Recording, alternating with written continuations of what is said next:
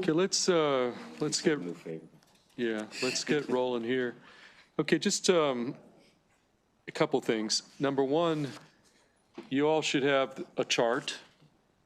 It says SB 841, and I'm going to give a shout out to Caroline from the office who put a lot of time in putting together this chart. And so what you'll see in the far left-hand column is some reference point, because again, several of the portions of the bill were taken and grabbed from standalone other bills we've heard. So for example, you see here on the left column, there's bills from Watson and Kagan and all that.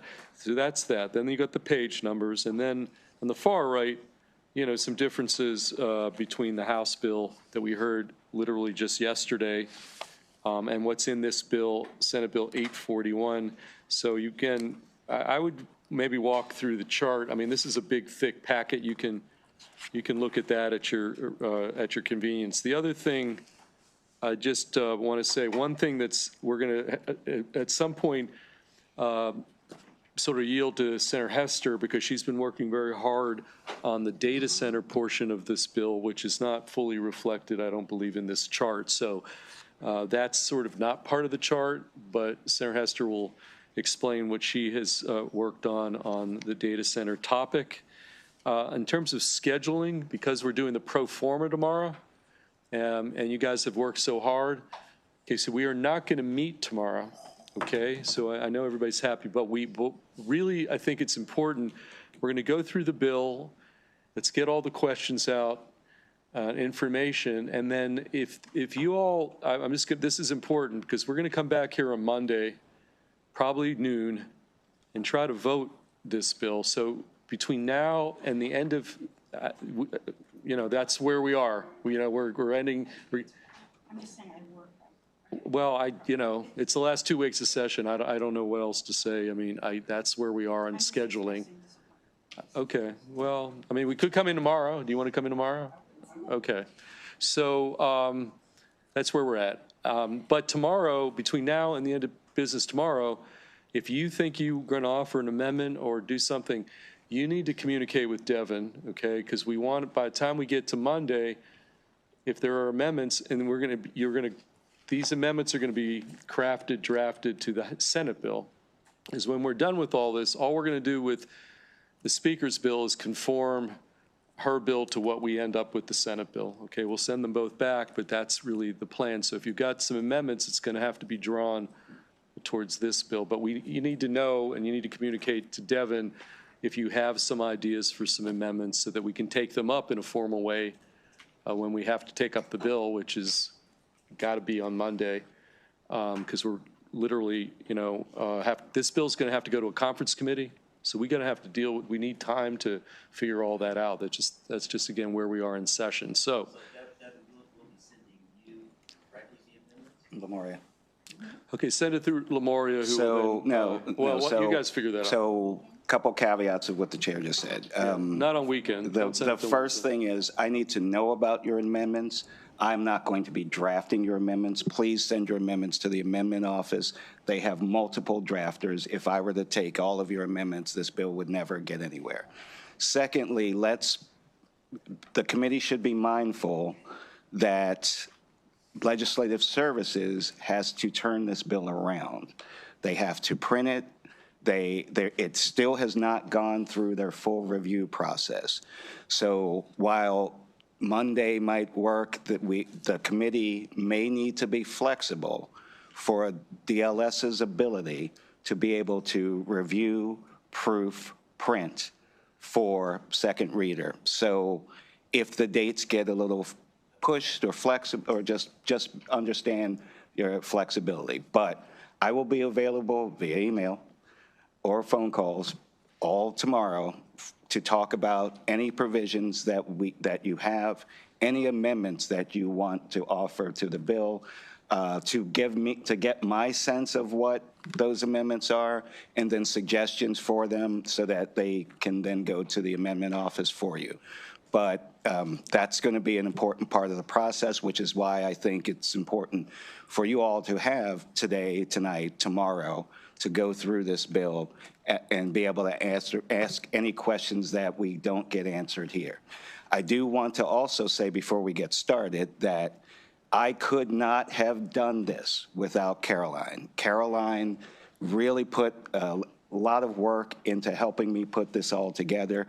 She should get as much, if not more, credit than I am, because even though I'm better looking than she is, she's smarter than I am. So with that, Mr. Chair, what shall we go through? Yeah, let's just go to get, and again, you've got the chart, it'll match up, and then over the weekend, you guys can actually look at this nice, fancy, thick hard copy. So nothing's getting rushed or jammed here. We got to do it methodically and have some, some parameters. Okay, Devin, I'm going to yield to you to start with the chart, and obviously you do have the reference of the full reprint as well. Thank you, Mr. Chair and members of the committee. So like the House bill, Senate Bill 841 has been amended for the omnibus provisions that the chair described. And the chart outlines the bill, and it goes in order of the bill, and more importantly for legislative services and the rest of us, it goes in order of the code so that all of the provisions are where they're supposed to be. So if you see this and you're like, well, why is that provision here and another provision is there? It's because we're following the annotated code of Maryland to make sure that this bill is drafted as perfect as it possibly can be.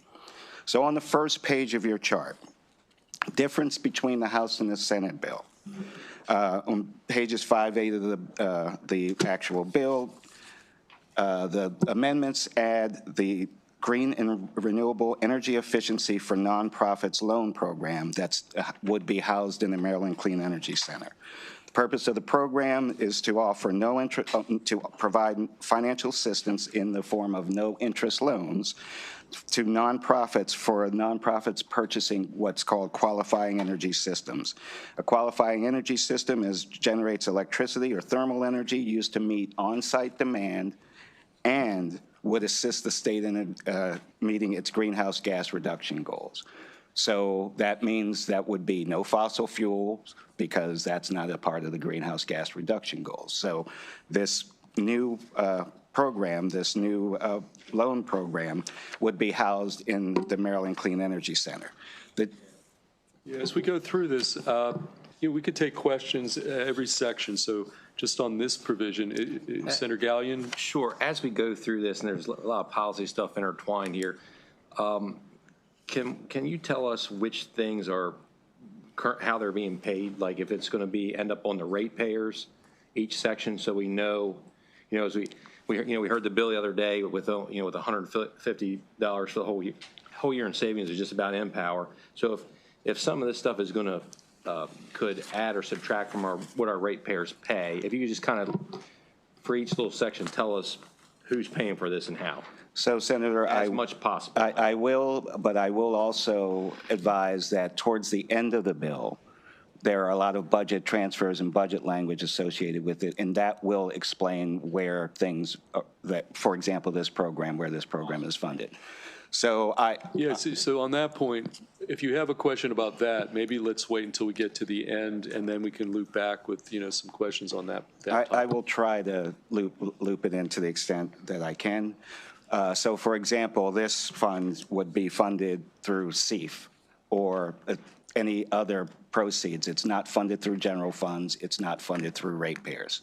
Senator Carrozza. Thank you, Devin. So with this would be a new program. Correct. And who is eligible to, I guess, submit an application for the loan? Is it consumers? Is it companies? Could you walk through that process? Sure. So it is the CEO or the authorized officer of the nonprofit. So it's a nonprofit that would apply for this loan program. And in this loan program, it actually prioritizes nonprofits that have a budget of $1 million or less. And I would yield to the vice chair, whose program this idea was. Devin. Colleagues, this is an idea that's been around for a lot of years. The Senate has passed it 5 years in a row, and it has inspired a federal program, 2 federal programs, one for nonprofits and one for public schools. It's a revolving loan fund. The nonprofit shows up with 10% of the cost. The revolving loan fund, interest-free, makes a loan, which they pay right away with their reduced energy bills. And it's anything from solar panels to better insulation or better windows. And again, MCEC would be prioritizing smaller nonprofits that don't have the cash flow but want to make a difference in terms of reducing their carbon footprint. On that. Yes, Senator Watson? All right. So what I heard just said is that this new fund is for what, to help nonprofit startups have operating capital to perform these functions for other businesses? What are they doing? Yeah, thank you for the question. It's not startups. These are nonprofits, and MCEC would be screening and doing the check-ins on it. This is not for businesses. So businesses and individuals can get tax credits. Nonprofits don't get tax credits because they're not paying the taxes. So that's why we have passed this 5 years in a row to make sure that nonprofits, our food pantries, our battered women's shelters, our fire stations, our veterans' homes can participate in reducing our carbon footprint. Oh, okay. So it's for their own businesses. For their own properties, yes. Their own, okay. Okay, yes, Senator Harris? Yeah, so only the Senate passed this particular bill. So what was the hang up on the other side? That, I mean, it's 5 years, so what's the hang up, and why now in this particular bill? So I don't have the crystal ball. It was jointly assigned a bunch of times. The first year, Delegate Barve was the House sponsor, and then he was leaving to be the PSC. And so each year there's been sort of a different challenge. And so this year there is a sentiment that it's the perfect fit for this bill. Make sure we can move it forward. And it has no impact, Senator Gallion, on FY27. Okay, Senator Carozza? So I'm going to kind of just try to walk through the process. So let's say Diaconia in my district, nonprofit, they would apply for this loan, and if granted the loan, they would be allowed to use those funds specifically for energy efficient systems, and then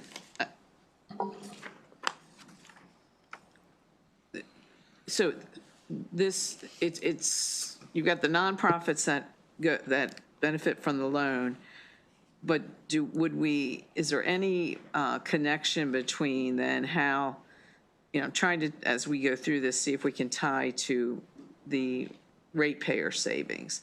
Is there any projection of, by nonprofits receiving these loans to do energy efficiency, that we project X number of savings for individual ratepayers? So there is no fiscal analysis of this program as yet, and you're going to hear that theme a lot and going to Senator Gallion's question. We don't know what we don't know in advance of this program being set up. The way that the funding source is, the governor may allocate funding for it. It doesn't require the governor to put any money in. The Strategic Energy Investment Fund may provide funds for the program, but it doesn't require it to. There is a thought that the Maryland Clean Energy Center is fairly well funded and knows how to run loan programs, and so they would probably absorb this. You all passed a bill earlier this year that transferred the Janie Lawton program to the Maryland Clean Energy Center, and this, I look at this as a similar vein. The Clean Energy Center is a quasi-private entity that has the ability to raise money. And then having CEF as the source, a possible source. A possible source. Shows, our view of a more appropriate use of CEF funds and maybe how they've been diverted before. And remember that if this program is set up and the loans are made, the loans have to be repaid, and the energy efficiency or renewable energy improvements associated with that program gets more renewable energy on the grid, gets more energy efficiency in these buildings that need it, and that will help adjust rates as well, because those buildings will become more energy efficient and it will lower their electricity costs. Thank you. Okay, let's go to Senator Brooks before we go back to Vice Chair. Senator Brooks? Okay, David, I think you answered my question, because I was going to ask, well, if these particular exempt organizations becomes more efficient, that means that their energy demand would lessen. Correct. And then which means that'd be a lesser of a draw on the grid, therefore that should bring costs down as well. Correct. And recall the title of this bill, Utility Relief Act. So the idea of the proposals that are contained in here, the first and foremost part, as the speaker said yesterday, is to provide rate relief. And there are things that you all as legislators can control, and there are things that you cannot control because of the way transmission and distribution works in the state and works in the country. So a lot of these provisions are designed to enact things that you all have the ability to control. Okay. And if I can follow up quickly, so these loans now, they are no interest loans. Is there a time frame to pay back? Because it's not going to be costing the exempt organizations anything if they were to stretch it out over many years. Senator? This is as soon as they lower their energy bill, they start repaying the loans right away. And MCEC sets up a loan repayment structure when they select them, have the conversation, come up with a contract and agreement. Okay. It's very efficient. It worked well at the federal level too, and we expect it would work well here. Okay. And Thank you. In addition, what programs like these do is the electricity costs, the energy costs that are lowered by establishing a program like this are the paybacks for the loan. So because you're going to reduce your electricity costs, you're going to use that money to pay back your loan. You're going to use that money to improve your property. So the loans are only paid back once you can quantify the efficiency that's created. No, they're paid back when the MCEC requires them to be paid back. Well, that's not what I just heard. No, what I was saying is that what the benefit to the nonprofits is that as they pay back the loans, but they're getting an energy break, right? Electricity break. So we hope that they'll get something like that. So my challenge with a lot of these pieces is going to be the efficacy of all these things we're putting in place. And granted, we all heard that there's no quantifiable way outside of Empower to project what the savings would be for a lot of these. My question is there a way, once these are put in, that we could put small amendments in, that there's some kind of reporting on these pieces so we can tell what's working, what's not, what are we wasting time on, what are we wasting infrastructure cost on? And I don't know how to do those small minor amendments, but there's got to be a way to determine how many nonprofits have taken advantage of this, what has been the average cost savings or something, to know that what we're doing is really making an impact as we theoretically think it should happen. So, Senator, you're correct in that there is not a reporting requirement, and I would recommend that perhaps a report back requirement would be made so that the Clean Energy Center has to report back. Okay, that's a good idea. So as we go through this, I mean, let's put that on the, can we move maybe to the next section? Okay, Devin, let's move on. So beginning at the bottom of page 4 and going mostly over the page, or going all the way over the page 5, is the transfer of the Electric Universal Service Program from the PSC, Public Service Commission, to the Office of Home Energy Programs in the Department of Human Services. So this is the same language that was in House Bill 1532 that you heard yesterday. It's part of Ferguson's bill. I just moved from bottom of page 4 to the beginning of page 5. Bottom of page 4 is one sentence that says consolidate energy assistance programs, and then you flip over to the second part, it talks about transferring of the electric universal service program. And I think this idea came from Senate President Ferguson's bill when he came over and Senate Bill presented. 771 Yes. that you all heard 3 weeks ago. So it's consolidating a bunch of programs under one roof, so efficiency, okay? Any questions on that? Okay, you want to keep moving? So also on page 5, this is the House bill that was amended into the Omnibus House Bill 1532. This is the solar permitting fee. So this is for residential solar installations, and it updates the solar permitting fee definition to mean that the fee is all of the charges that are imposed by a county or municipality. It updates the already existing solar permitting software requirement to add additional requirements to it. 1, automate review for residential solar energy systems of the Maryland Building Performance Standards, National Electric Fire Code, or State Fire Code, Prevention Code. Produces, because this is all required of the software to do. Producing code compliant approvals, permits, online payment acceptance, issues permits or permit revisions immediately. Flipping to the next page, page 6.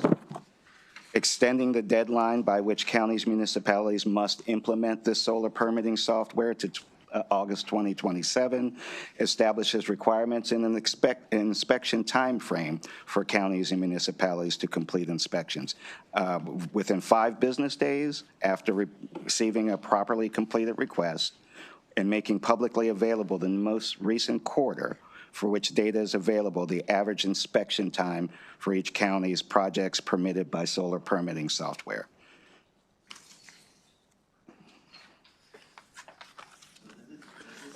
The virtual inspection piece, No, it does not. so that's still in there, Correct. if they can't get it done in 5 days. If they can't get it done in 5 days, correct. And this is a policy question. Do we think that's okay? We're looking at electrical systems virtually to make decisions on usage? That is a policy question for the committee.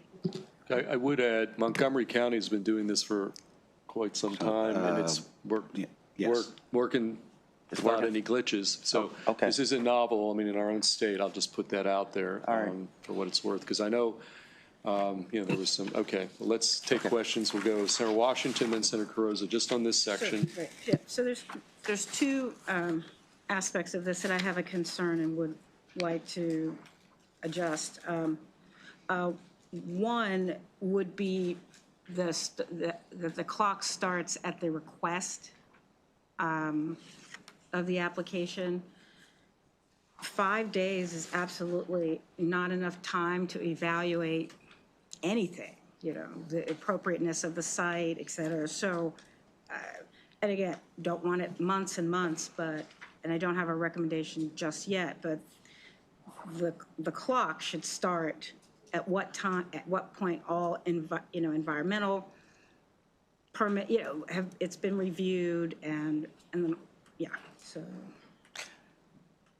Yeah, and then the second one is additionally the amount of time around a non-in-person inspection. I think that these are problematic across our code. We allow entities to self-report based on product specification rather than an actual view. So I also think that section is problematic. So there's those two components. Okay, the only thing I would say, the whole point, and correct me if I'm wrong, Deb, is we're trying to speed up the permitting for rooftop solar, and so right, that's a policy call. I'm just making the Right. broader point, No. is you may disagree with that, but the whole, I don't disagree with speeding.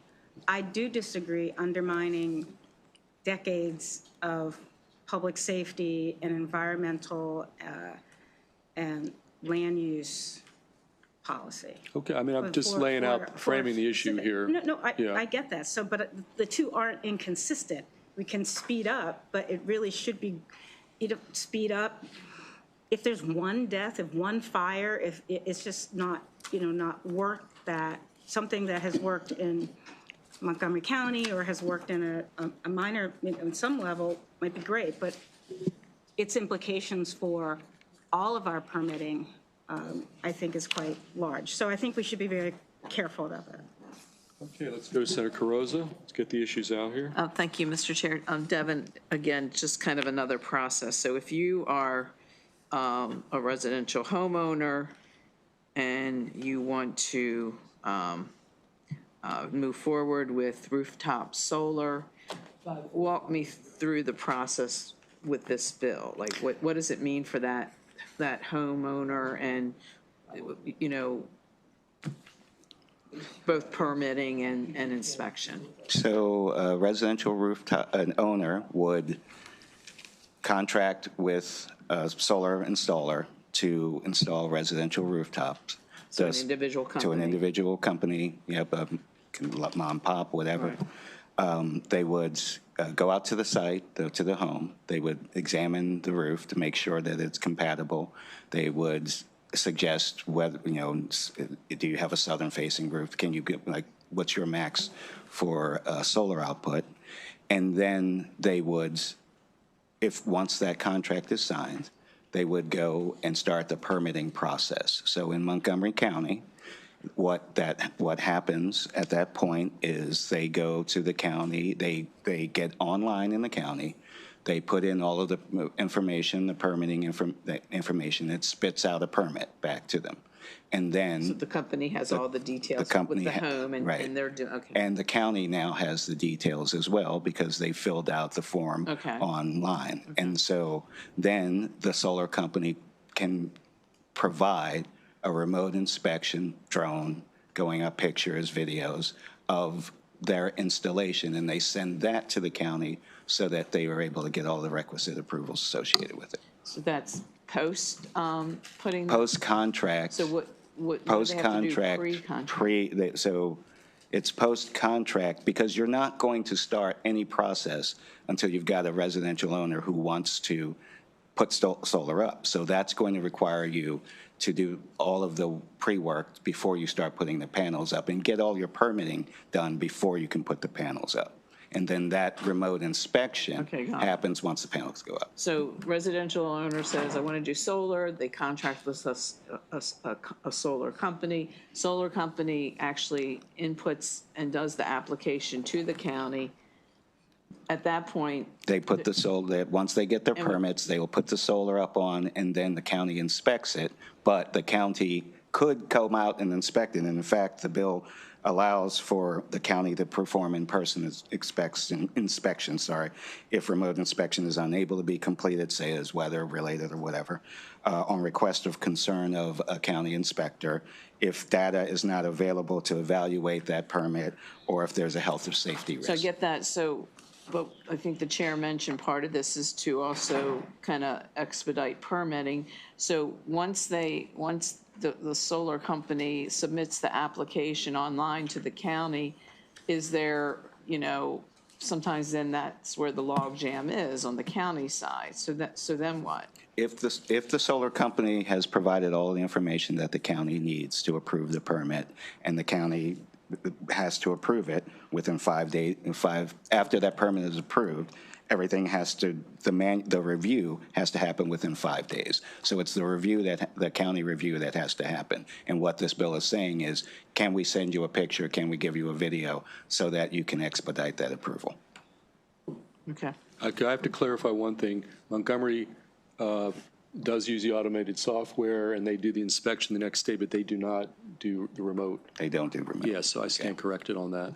Okay. Okay. Okay, Senator Washington. Yeah. I heard something that I want, so the start of because I want to make sure my critique is right, when does the clock start in terms of, when does the 5 days start? You said the completion After the of permit is approved, Okay. then the inspection, because permit approval, inspection, 5 days. Okay, application? Application before permit. And there's no time structure as far as applications are concerned. Okay, so application, and is there amount of time between the application and approval? What's the? That's the, right. So once they submit that application, the county has 5 days? The county To has approve the or- county to approve has, or deny the a county permit? has 5 days to do the inspection. We're not telling the county, once they've completed the request, Right? 5 days. 5 days for the inspection. Once the permit is approved, 5 days. So from the inspection to the approval, are there limits?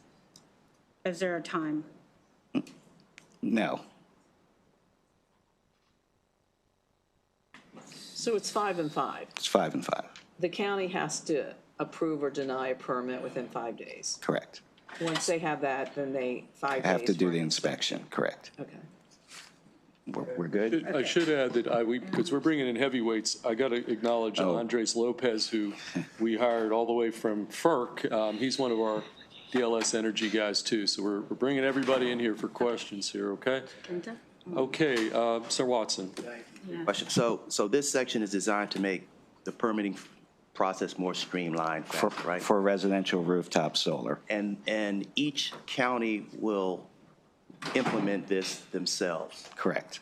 All right, so from my perspective, there's this nebulous number when we say we need more generation.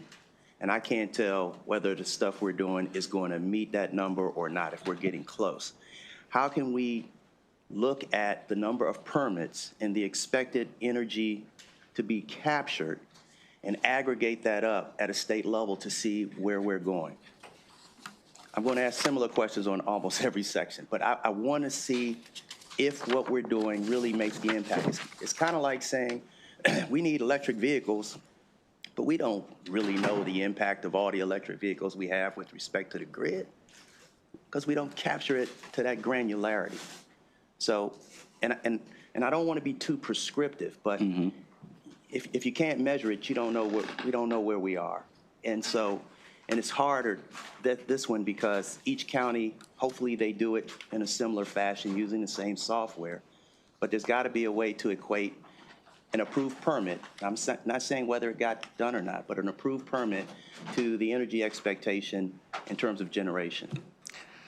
So I guess the best way I could answer that question is that there is not, as we did with one of the other sections, there's not a reporting back requirement associated with this provision. So that kind of information would be required in a report back from the counties, maybe an annual report that says how many permits they've issued. And Senator, what you're talking about is a broader issue than just this specific program. You're saying that I want to know how many permits are being approved so that I know how much solar is out there on rooftops, so I know that what the programs and the policies that this committee and the General Assembly are pushing forward are actually. Not so much how much solar projects are out there. How much energy is being generated to relieve the stress on the grid is really what I'm getting at, right?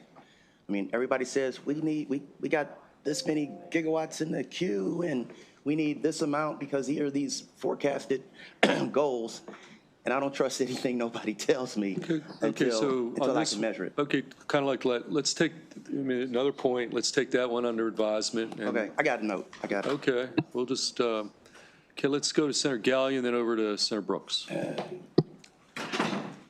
Probably more of a comment than a question. So this is the part that I think like Frederick County Fire Company and a lot of the fire service had major issues with. So when we're talking about expediency as far as moving something along quicker and match it up against public safety, most times I'm going to err to the public safety side. I just kind of wanted to throw that out there. That's concerning to me when our first responders are coming out and saying, hey, this is a concern. The only reason I bring up Montgomery is they've had it in place for quite some time, and there's been no incident, to my knowledge, of that being an issue, but that's just for, that's for what it's worth. Okay, Senator Brooks. Yeah, but doesn't the utility companies right now send out a report telling you, they compare your usage with your neighbor's usage and whatnot, so you can look and see exactly whether or not you are doing better, in that community than the neighbors. They So that do. information is available, and I think too, if you've got solar, there are reports that you can get showing you how many electrons you're generating, and matter of fact, they keep that over from the time they are installed, so you can tell whether or not you're generating exactly the number of electrons you're generating from inception, and that's software that you can just put right on your phone. That is correct. Yes. Okay. All right. Thanks. Okay, everybody okay just to keep moving forward so we can kind of just, so everybody gets the big picture frame of the bill? Okay, Devin, let's go back to you. Okay, the bottom of page 8, the beginning of page 9.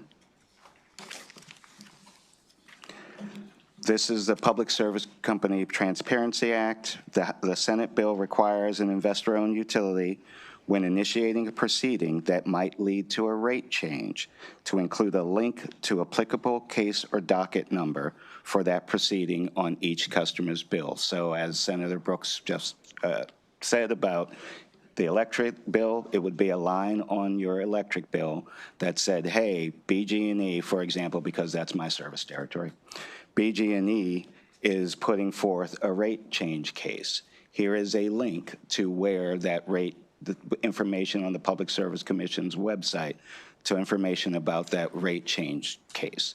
If you recall yesterday in the House hearing, and in the right column on page 9, the House bill was quite more expansive with regard to what that report was going to be. Okay, let's go Senator Watson on this issue. To get out of our bubble because we're very, very close to this. And what makes sense for the average daily user that they can easily decipher and know what it means? So, I always go back to my grandmother. You're telling me there's going to be a link on her bill that talks about a rate case. She wouldn't know what a rate case is or even what it means. And she's supposed to click this link and have some kind of transparency to tell why it went up or why it went down? Come on, man. Yeah, it's a fair point on the alternative is there's nothing there. And so nobody knows exactly, but these are legitimate issues. All right. And there's, This requires everybody to have a master's degree in energy. In the House, Yeah. In the House bill, the House bill prohibits investor-owned utility from even initiating a rate change unless it includes on each retail customer's bill a specific statement regarding the rate change. It requires the Public Service Commission by January 1, 28, and every year thereafter to develop and publish an annual rate report. It requires investor-owned utilities to post and publish a rate report, and requires the Office of People's Counsel to bring a case, which they already have the authority to do, to bring a case to the PSC if it determines an annual rate report published by an investor-owned utility would have incorrect or misleading information. So quite more expansive. So to your point, I mean, if you don't like the link, the House version is like all this stuff that nobody, and you can't even start a proceeding. So I just, by comparing and contrasting here a bit. Okay, you got it. Okay, Senator Harris. Just going to, I think the link makes sense, especially in this day and age. Obviously, if we say send us this data in the mail, that means we got to pay for more paper. I don't know how many of us got our credit so-called might have been spoofed or whatever, and you get like these documents in the mail, and you got to read through these documents like you're an attorney. But in a link, I think a link would be better. It makes more sense. At least it's something. It's a start. We may have to tweak it from there, but it's a start. Any additional questions just on this section? Okay, Devin, let's keep going. Beginning at the bottom of page 9. Start of page 10 is the large load customer rate change, lowering the minimum aggregate on page 10 now, lowering the minimum aggregate monthly demand energy threshold for a large load customer from 100 megawatts to 25 megawatts, and reducing the minimum load factor from 80% to 75%. So that is exactly what is in the House bill. And that captures, as you heard in the testimony yesterday, it captures the original language that's in the law misses data centers, misses significant number of medium-range data centers. And this language lowering it captures those data centers. I think the speaker mentioned that this puts us, at least with, she referenced Virginia, maybe Delaware, and this is Senator Virginia, Hester's yes. expertise. I mean, if you want to weigh in at all, Senator, on, is this? This is not. So I believe this is, Okay. Mr. Chair, I believe this is still a placeholder. And, That we're going to get there, then we're not quite there yet. okay, Okay. but just to flag that in the language that I've drafted, will actually be going down to 60%. Okay. Yes, Which that- but we've also got exclusions. So when we're thinking about these large loads, the data centers don't want to actually be called data centers for like other legal reasons. So the definition will be, 25 megawatts, load factor of 60% or greater, and then we're excluding things, like hospitals, wastewater, other industrial uses. There'll be a list there. Okay, before, I don't want to overlap here. Is there? Yeah, is we there- can go right to the next one, Yeah. which the next one on that same page below is the PSC cost allocation language. That is a placeholder. That is a placeholder for the data center language that Senator Hester has been working tirelessly on. Senator Hester? Okay, so that's a good pivot to you. So maybe tell the committee, where we are. You just mentioned the 60% instead of the 75 and some other things. Just big picture, why don't you maybe describe what you're looking at to put in this placeholder language section? Okay, and I did have like a 3-pager. Do people have that? Did everybody get this document? Okay. Yeah, this will summarize what could make its way into this, or likely to make its way into this placeholder language section. Thank you. So basically, just for context, I think it's important that everybody realizes that we are currently paying for these data centers, whether they're within the state or outside of the state. Our rates are high partially because of them. And when they come to Maryland, the utilities are studying them in clusters. Like, for example, BG&E has 12 data centers that they're studying in one cluster. They'll graduate those on, and then they'll come back and do another cycle. And so the way I've been thinking about it is that it's not kind of if we're going to let data centers come or not, but it's like which ones we want to come first. So that's kind of just Before we get any further, again, I just want to make sure, does everybody have the handout here? Okay, go on, Senator Hester. And so, really high level, what the amendment does is it seeks to create transparency and establish some voluntary tiers to look at these data centers under, and also helps the PSC to then communicate with the broader PJM around double counting. And so the first thing that you'll see here is the data center definition, 25 megawatts, capacity factor of over 60%, with exclusions for those industries that you see there. We certainly don't want anybody to be caught up in the tariff that is one of these other industries. It creates a large load registry, which is a process at the PSC, and where these large load users will have to register before they can get grid capacity for a project to connect to PJM. And so a big part of the negotiations over the past 2 weeks have been about what data stays private, okay? And so basically the PSC will get the data, but they're going to have to keep it private until the project becomes operational. So they'll know if there's like multiple similar requests for like 3 data centers if they're shopping around for different locations, which is okay, but we don't want to give that away to the public until they've actually made their decision. But they need to know that in order for the forecasting of the energy. And so the PSC will be able to share this information with PJM under confidentiality agreements. But then, after the data centers are operational, the information in the registry can be reported publicly. So basically, it will come to our committee and to ENT in an aggregated manner. So if you have 5 data centers, like once again in the BGE territory, they roll up the data for those 5 and share it with us, there. On the next page, you'll see a summary of the type of information that we're looking for. Energy, location, water, backup generator, construction status, and duplicate projects elsewhere, and the timeline for operation. So that's the registry piece of this. The next part of the interconnection process is entirely voluntary. So the PSC will have like two processes, a standard process, and then these, we're calling them clean capacity tiers. What these, I guess everybody will have to pay a fee, which is kind of the state equivalent of the community benefit agreement, of at least $1,000 per megawatt of load. And this will go to fund these two programs, the Electric Universal Service Program and the Empower Maryland program. So we'll be supplementing some of this money will be coming from the data centers instead of, as we reduce the cost from, the ratepayers. The clean capacity tiers are based on, different standards, but you can think of the LEED Green Building Program, where they've got platinum, gold, silver, high performance buildings. And so these will be different tiers of data centers. And you can see basically both the requirements and the benefits in the table below.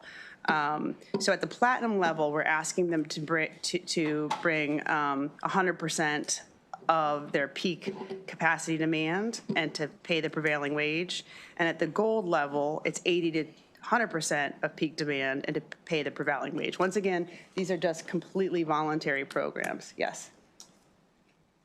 Can you, and I may have missed this as we're going along, how did you come up with the 1,000 per megawatt of load? How did you come up with that number? That was in one of the earlier bills. I think it's probably actually lower than it could be, but the way it's set up is that the PSC will have to do a process to determine what that fee could be, and 1,000 per megawatt is the lowest level.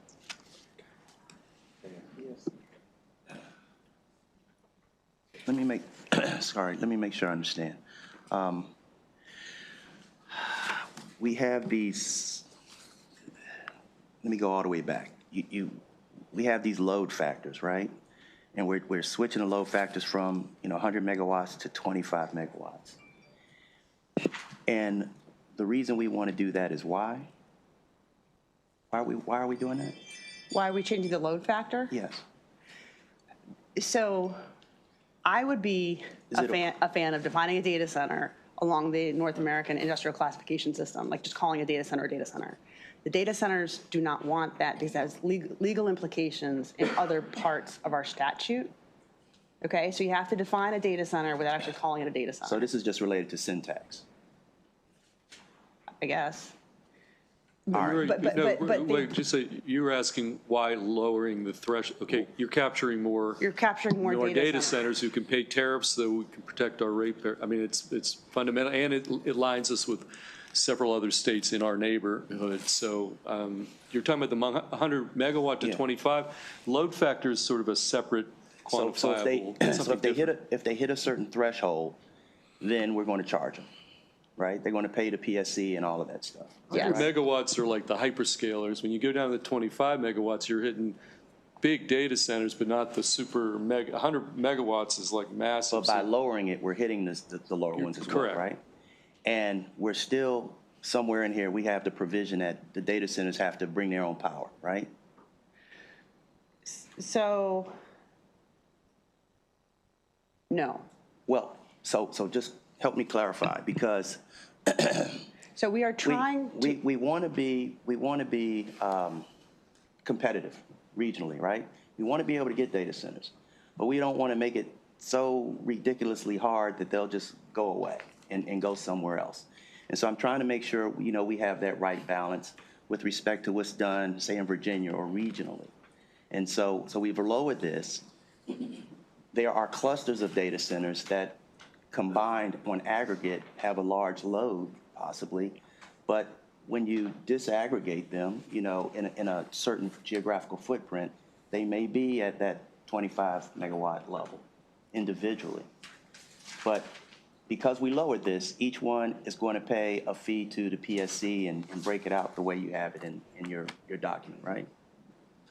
I think that there's two things, and I may have misspoke. I mean, I still actually haven't seen the draft language myself. Right. It's still in drafting.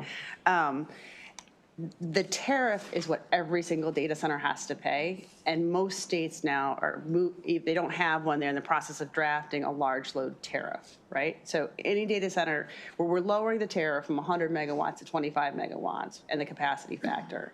So they will all have to pay that. This community benefit fee here is part, I believe, of the voluntary program, right? So it'd be a part of negotiation of getting that data center.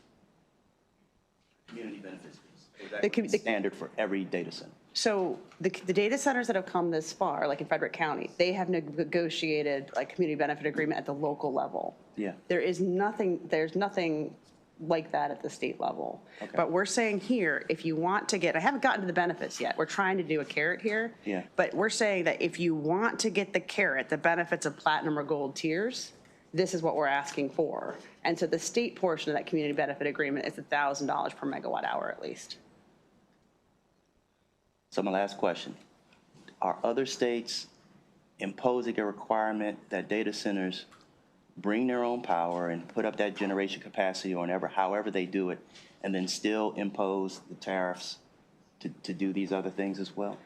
So this is a voluntary, this bring your own capacity is completely voluntary. Nobody has to do No, this. but nobody is going to want to have to throttle down or kind of. Would you wait, would you give me a chance to talk about the benefits? These benefits are so darn good, you are gonna wanna do this. You sure? I'm sure. All right, go ahead. Okay, wait, and then also, just remember, two things. We have a study that's coming back that we overrode the veto about economic impacts. All that stuff will be back in September. And then the tariff schedule, another bill we passed out of this committee last year, tells the Public Service Commission to come up with tariff schedules again in the fall. So some of this stuff, you don't get too prescriptive here because we're awaiting some meaty stuff in the fall back from the Public Service Commission. I just want to put that into the mix as well. All right. Katie beat me I up. think my question might get to where. So let me talk about the benefits. The voluntary piece of the puzzle, right? The prior piece, the large load registry, everybody has to do. The clean capacity tiers is the voluntary piece. The benefits here, we got two levels. I'm going to talk about the gold level first because this is if you get 80 to 100% of your capacity here, then you get prioritized over other large load customers. So right now, like all the utilities are studying these data centers in clusters, right? And what this is saying is that if you're going to try to bring, some of your own peak demand here, voluntarily BYO backup, purchase renewables within the area, then you get prioritized over other large load customers. So you would get into that cluster first, okay?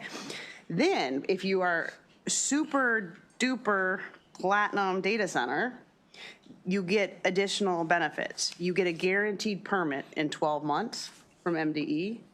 And the certainty there is important to the data centers I've talked to. You also get the opportunity to forward fund a substation.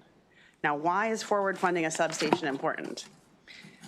It's because these new substations generally take about 5 years to build. And right now, what that is it takes the utility 2 years to do the permitting, 2 years to procure the equipment because of supply chain issues, and about 1 year for construction. So you got a 5-year timeline for that data center.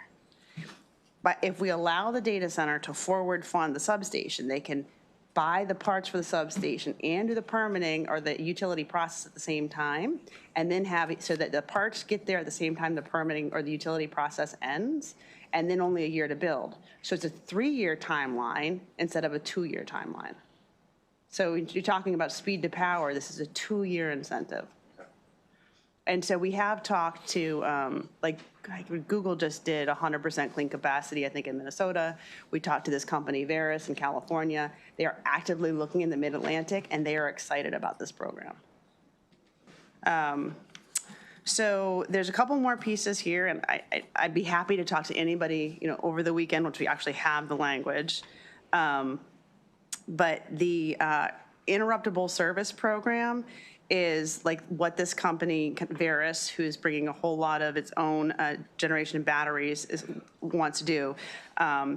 Right now, the utilities are counting the batteries, as additional load, right? So instead of having them count to reduce the load, they're counting as additional load. So this clarifies how the utilities study and count that additional load. And then it requires the PSC to establish and approve an interruptible service program. And this is similar to what we already do for gas. It's saying that, like, hey, will you agree in advance that we cut off your gas during, certain parts, certain peak times? And so the PSC establishes, once again, a voluntary interruptible service program that these data centers can sign up for. And then this would be incorporated with the interconnection and the load studies. It would require monitoring enforcement mechanisms. Once again, all voluntary. But if you say, I'm going to come here, I'm going to bring all these batteries, and I'm going to agree to be turned off during peak hours, then the PSC actually needs that mechanism in there to make sure that they can be turned off during peak hours. So that, in a nutshell, is once again, interruptible service program, which is also voluntary. The last bit, the large load tariff, is already in statute. This is non-voluntary, so anybody who's defined as a large load customer under this part of the bill has to pay the tariff. The difference here is that the tariff currently only applies to 100 megawatts. We're moving to 25 megawatts to be more in line with our neighboring states, including Virginia, Washington, D.C. I think Pennsylvania is at 20. And also the national, FERC definition is at 20, so we're actually above the national average. And then so we update the size here and the capacity factor. We also instruct, as part of the tariff-making process, for the PSC to follow directions that we're currently getting from PJM.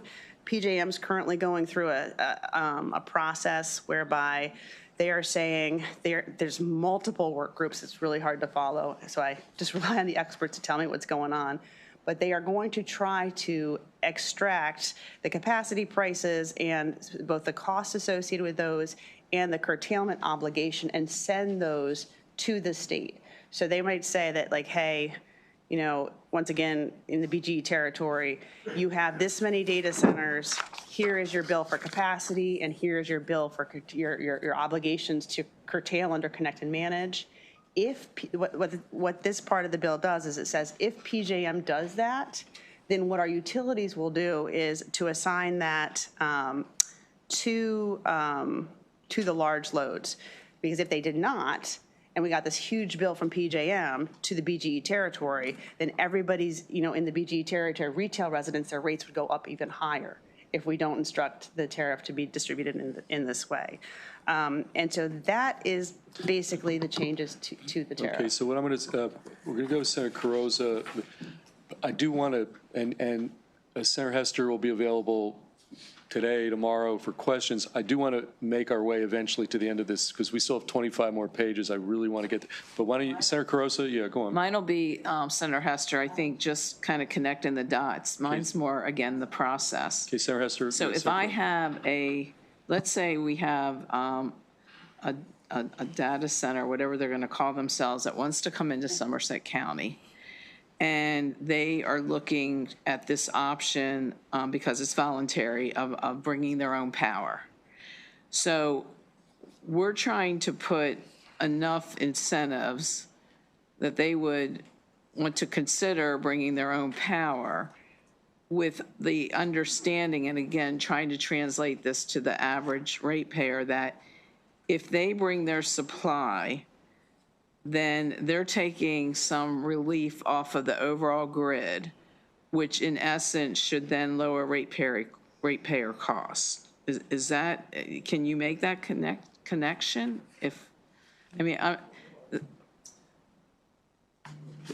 Yes. You've got it like 95% correct. So walk me through the process then. So everybody has to pay. So the fees that are coming from PJM, the wholesale cost and the capacity cost and the transmission, the distribution cost, those, by the time our tariff hits, which is utilities are supposed to start charging the tariff in September, I would actually love to see the data center tariff rebate on everybody's bill, because I think it's going to be at least 20, if not more, dollars a month. But everybody's going to get that. However, if the data center actually, I mean, that doesn't really solve the energy problem, that just solves the cost problem. If your data center comes to Somerset County and they're going to bring their own batteries, they're going to do something to, or they're going to bring their own generation, that will bring the cost down even further, because we don't have to buy, they won't be buying that energy through PJM. And in that case, we're incentivizing them through these multiple, like the speed to power, incentives that are part of the voluntary program. So the tariff rebate, that's where there would be a connection to the savings then? They're both I think that they're both a connection to a savings, because what the tariff will do is it will take all the costs associated with data centers, whether it's generation capacity, transmission, or distribution, and assign that to the data centers as part of the tariff procedure that the PSC is currently going through. So that should be the major ratepayer relief. That said, those are the costs that are spread, that are, it's still better to have the data center come to your county and to bring its own generation, because then you have the generation right there, and they don't have to buy or run wires or whatever from wherever the energy would be coming from otherwise. And so we want the data centers to come with their own generation, and that is why we're trying to incentivize those with the time. We're saying, hey, we'll give you a guaranteed MDE permit of 12 months, plus the substation thing, which is 2 extra years, to try to get you to bring your own capacity. Thank you. Okay, Senator Gallion, why don't you have the last word? I want to get through other sections of this bill. We're going to get. Thank you, Mr. Chair. Okay. So back to the large load interconnection and clean capacity tiers. We talked about $1,000 per megawatt load, and it's broken down to 50% going to the electric universal service program and 50% to power. Was there any thought of having some of that somehow go back to the ratepayers instead of going to 2 programs? So as the bill was introduced, this was more like the community benefit fee, which is going specifically to help the low-income folks through these 2 programs. But what I just was discussing with Senator Carrozza was that the really big, I mean, that's a voluntary program, which is they're volunteering to do this, and it will go to those folks. But with the tariff, that is going directly back to ratepayers. And I've asked we don't know exactly how much that will be, and it will probably vary by service area. But once that tariff kicks in September, then the money that the data centers will be paying through that tariff will be subtracted from all of our bills. And I've asked, the PSC, is there a way that we can get that credit? I mean, people should just see that their bill going down, I would say, by at least $20 a month. But it would be really nice to have an actual number on the bill that says, hey, the data centers are now paying, this much money. But that will go directly back to ratepayers. Okay, let's go, Devin. Let's move on here. Let's get to the next section of the bill. Okay, please go to page 11 of the chart. Page 11 of the chart begins the discussion of multi-year rate plans. The Senate Bill 841 prohibits the Public Service Commission from approving a multi-year rate plan if that multi-year rate plan, when the company files for reconciliation, would result in additional charges to customers, or if the use of cost-sharing mechanisms that would result in additional charges to customers above the already approved revenue. Those rate plans are prohibited in law. So it's stronger than what the House has put in for multi-year rate plans.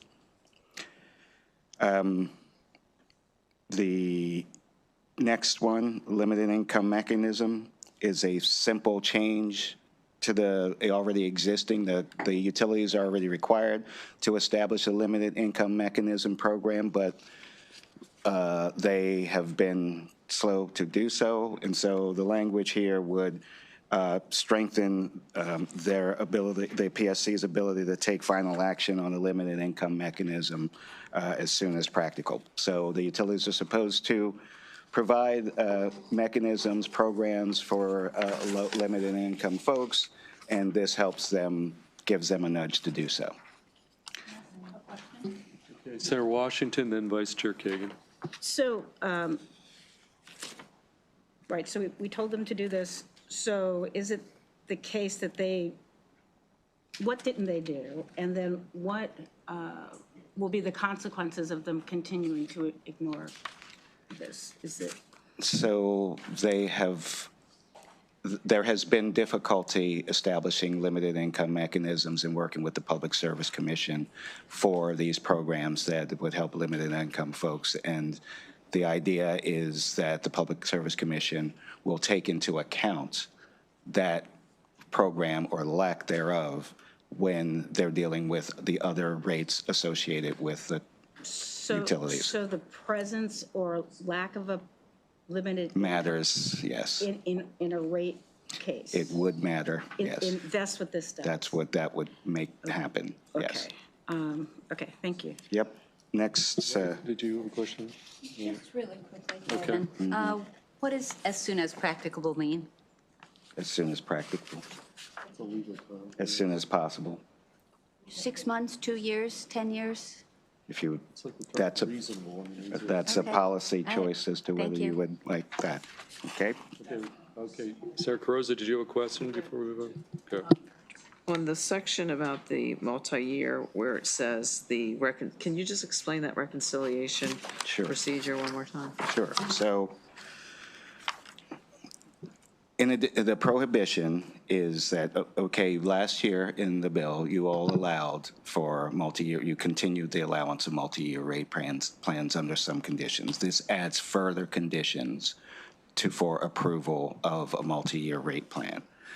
And it has to deal with forward-looking reconciliation and authorizes the Public Service Commission to include in any procedures that they do for reconciliation the difference between the company's forecast revenue versus what they actually revenue got. And then the idea is in that multi-year rate plan, if their difference, their multi-year rate plan wouldn't be approved because based on that difference between what is actually forecasted versus what is actually been approved. So an or example would be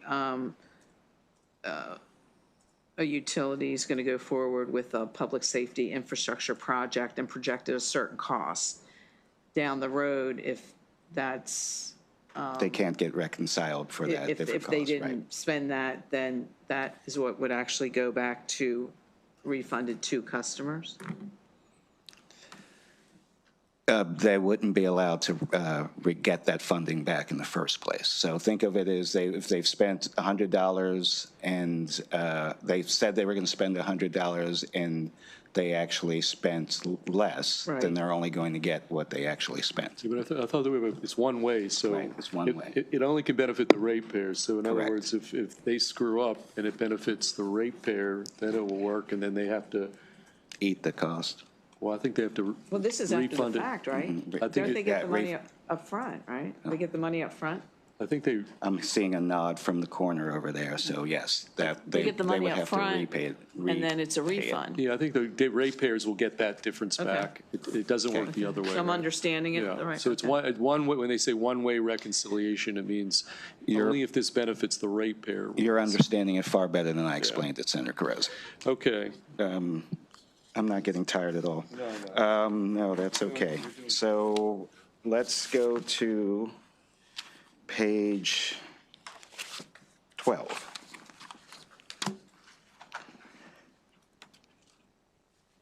So this deals with the salary compensation for executives. this was Senator Hester's bill. We heard this. Right.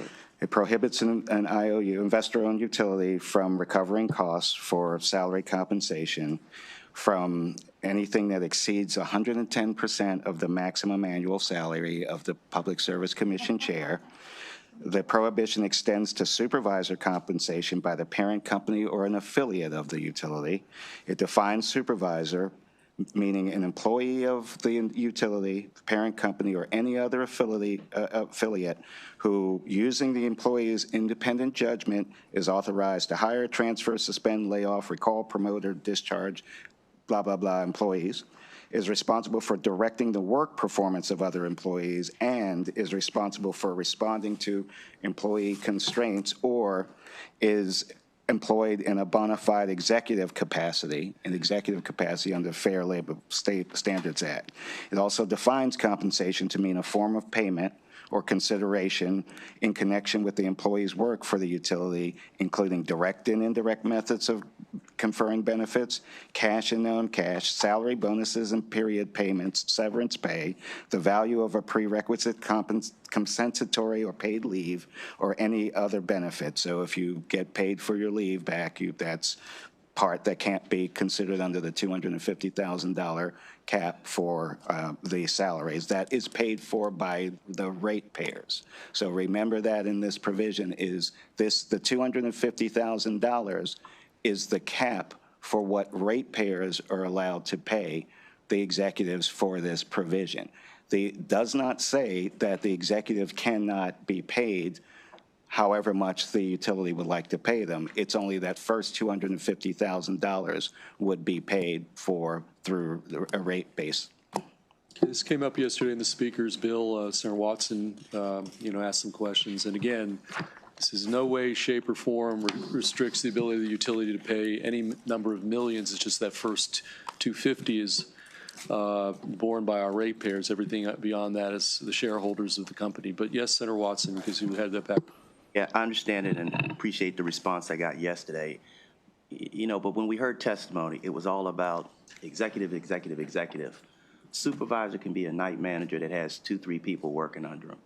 And why is there such a push to not just call out executive in here and add all the supervisor stuff?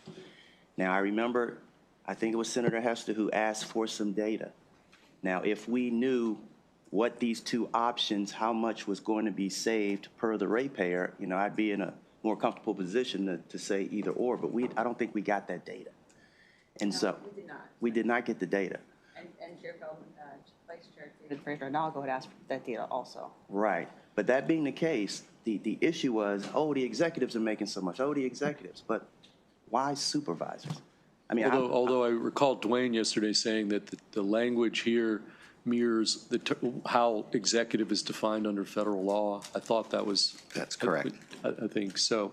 I just remember that exchange. Under federal law, the supervisor term is used? Correct. So how is that different from the term officer, which is in the financial law, I believe? So you are correct that the officer term is a higher level than the supervisor term. And it is possible, depending on what data that we did not receive, perhaps there would be information that the committee could use to be able to define this issue better, but the data was never provided. Okay. All right. Okay. Any other questions on this section? Let's keep going. Gentlemen. So we're on page 14, incentive payments. So this is, the House bill required an electric company to join a regional transmission organization. This amendment says that the electric company that owns or operates a transmission line should pass any incentive payments received back to the ratepayers. So if you belong to a regional transmission organization and you've received an incentive payment for joining that transmission organization, an annual incentive payment, you give that back to the ratepayers. Senator Watson. So you're incentivizing these folks to join the RTO through a payment. But no, we're not doing anything. This is a FERC policy. This is a FERC thing. FERC has, and we have a FERC expert. Right. FERC has had a policy in place that says to entice you, we're going to give you like an extra half point on your return incentive to join. And all this is saying, which is slightly different than the House version, is if you that incentive, instead of you pocketing it, you need to return it to the ratepayer. So this is FERC policy. This has nothing to do with anything So we're they're not doing. getting an incentive. So, Yeah, can we get our Yeah. I mean, you give me a buck and you take it back. FERC guy? You haven't given me anything. so I'll let Andres answer, but I could also answer it as well. All right. But So, we'll so give Andres what this. happens right now is FERC gives a 0.5% on your adder, so on your transmission rate that you submit to FERC. You get a 0.5% adder if you are voluntary into the RTO. If all the companies, all the utilities within the state join, or they're forced to join, which is what basically this is doing, then you're not voluntary in RTO. You must be part of the RTO. That 0.5% goes away on your adder. What happens is the next time they go into front of FERC to do their rate case, it would go away because by law, it's you're not voluntary part of the RTO. I think I got it. Sorry, Go ahead. just to clarify, the Senate bill's in a slightly different posture. Apologize. The House bill does the Okay. minimum that Andres is talking about, and so therefore that would go away. What the Senate bill does is it redirects the adder back to the ratepayer, so the ratepayer sees the benefit. But if something happens at PJM and is no longer a functional RTO, we are not going to mandate that the utility company remain in PJM should a new structure emerge. And so this still gives the ratepayer kind of relief while providing the utility the flexibility needed should something cataclysmic happen. And I don't even think it was, I think they made the point that being forced to join, and we've had all this criticism, PJM, you know, the lack of leadership, to force them to join something, they lose some discretion over their operations and some other things. And so, which is what the House is like making it mandatory, not voluntary. It's the same incentive that they're, so this is, I think, acknowledging that forcing them to be part of an entity that is a bit potentially, arguably dysfunctional these days is maybe not a great move. So that's the difference between the House and Senate on this incentive that's now, you know, we're keeping it voluntary. So they still get the incentive, but it's going back to the ratepayers. Okay, let's keep going. So beginning at the bottom of page 14 and then continuing through to page 17 is, and where did it go? Senator Brooks's Advanced Transmission Technologies bill.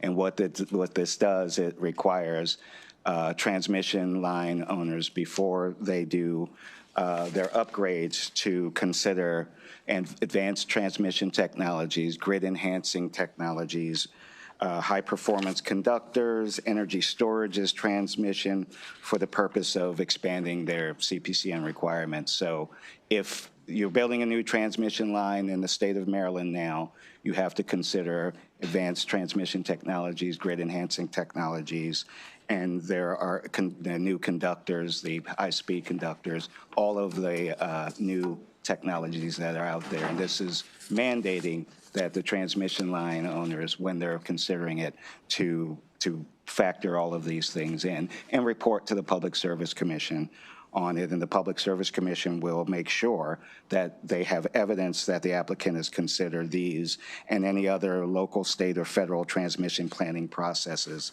and an analysis of the route selection, and requires the Public Service Commission to take final action on the CPCN application after determining that the applicant considered all of these alternatives. Okay, Senator Watson. Building of new transmission lines only? And for any kind of upgrades to existing transmission lines. Right. But it's not a requirement. It's a requirement now for new and upgrades. For yes. new and- You have to do this advanced technology. Yes, it Okay. is You required. have to consider it. I don't think it says you have to, it says you Well, have to. yes, you have to consider it, You but the have to at Public least- Service Commission will determine whether or not you have considered it and whether it's feasible or not for you to do so. So if this is so important, remember years ago, you know, I had to get Freon for my AC system. They said, oh, you can't buy Freon anymore. I didn't even know they changed the law, but it was something that was changed to better for the environment, right? So we wouldn't put something in place that says all replacements must do X, Y, and Z versus may consider? Consider. That's a policy decision. You always say that when you don't want to answer my question. Okay, let's keep going. Okay, page 17 of your chart. This is an expansive, at the bottom of it, it covers 10 pages of the bill. This is the removal of overhead. So what this does is it expands the Public Service Commission's oversight to transmission projects that are both overhead and underground. Remember our oversight hearing? Remember that? Okay, that's what this is. Okay.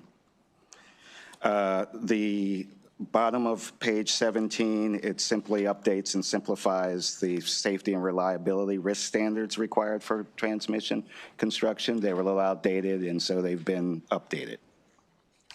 Next page. So at the top of page, I only numbered half my pages, 18, this is, you heard testimony on this yesterday, requiring the Public Service Commission, if you're going to take final action on an underground transmission line, you do it within 180 days. And that was brought up by the favorable with amendments yesterday.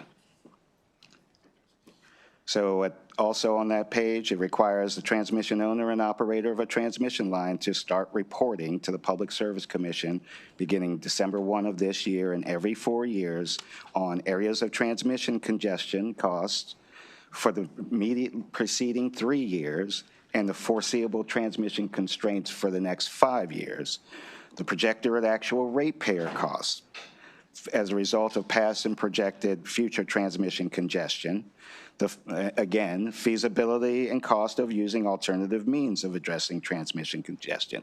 So, Senator Watson, when you're considering these things, now they've got to also report on whether and what the alternative means, including ATTs and GETs. The environmental, economics, and societal issues posed by using alternative means, and if feasible, a proposal on advanced transmission technology implementation plan. So getting the utilities, the transmission line owners to look backward, look forward with regard to their transmission line congestions and what kind of alternatives they can offer to alleviate that congestion. Before we go to Senator Watson, Senator Washington, you had your light on, then we'll go to Senator Watson on this part of the bill. Senator Washington? Oh. Or you had your light on. I don't know. Thank you, thank you. So this has to do with the transmission, so section 28, and then we are, so you're talking about 30 and 32, okay. So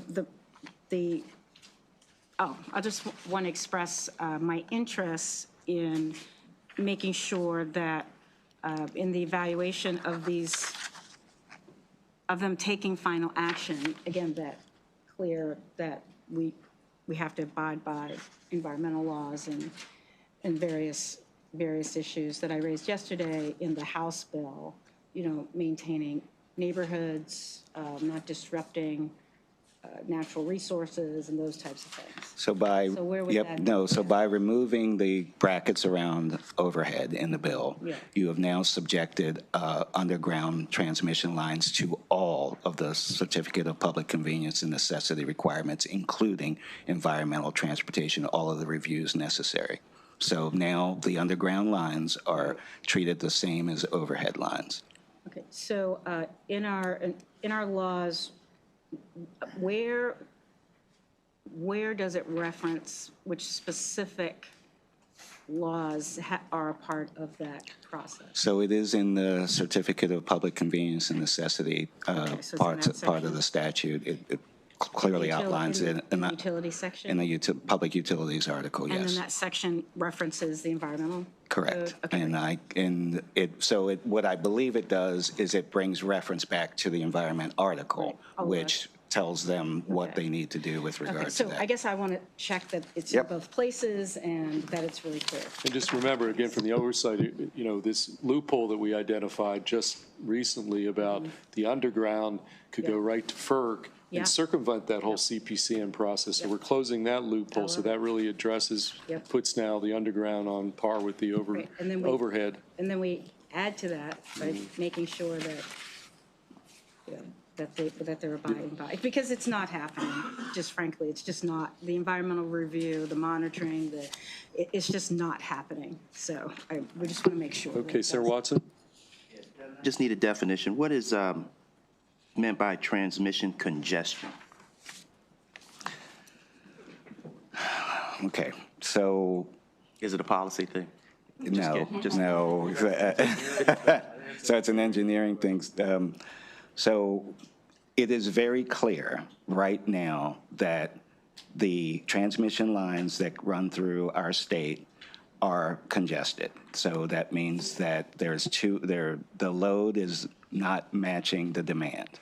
And so what's happening is we need more load to alleviate that congestion. And transmission lines, the big transmission lines, there are only few of them that run through the state. And so because of the way power works, electrons don't know any borders. Those lines are of the population of the Mid-Atlantic region, the growth that has happened in the Mid-Atlantic region. The transmission lines can't keep up with the growth. And so that creates congestion, just like it would on I-97 when we try to leave here at 5 p.m. The congestion there at certain points, peak demand, is too much and it's overloading the grid.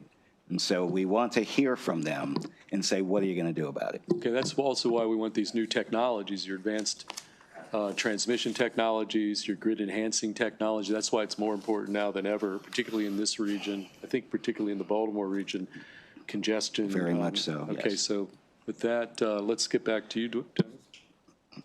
Page 19 is an energy storage status report. So last year you passed the Next Gen Act and you required energy storage to be built in the state and a lot of parameters around it.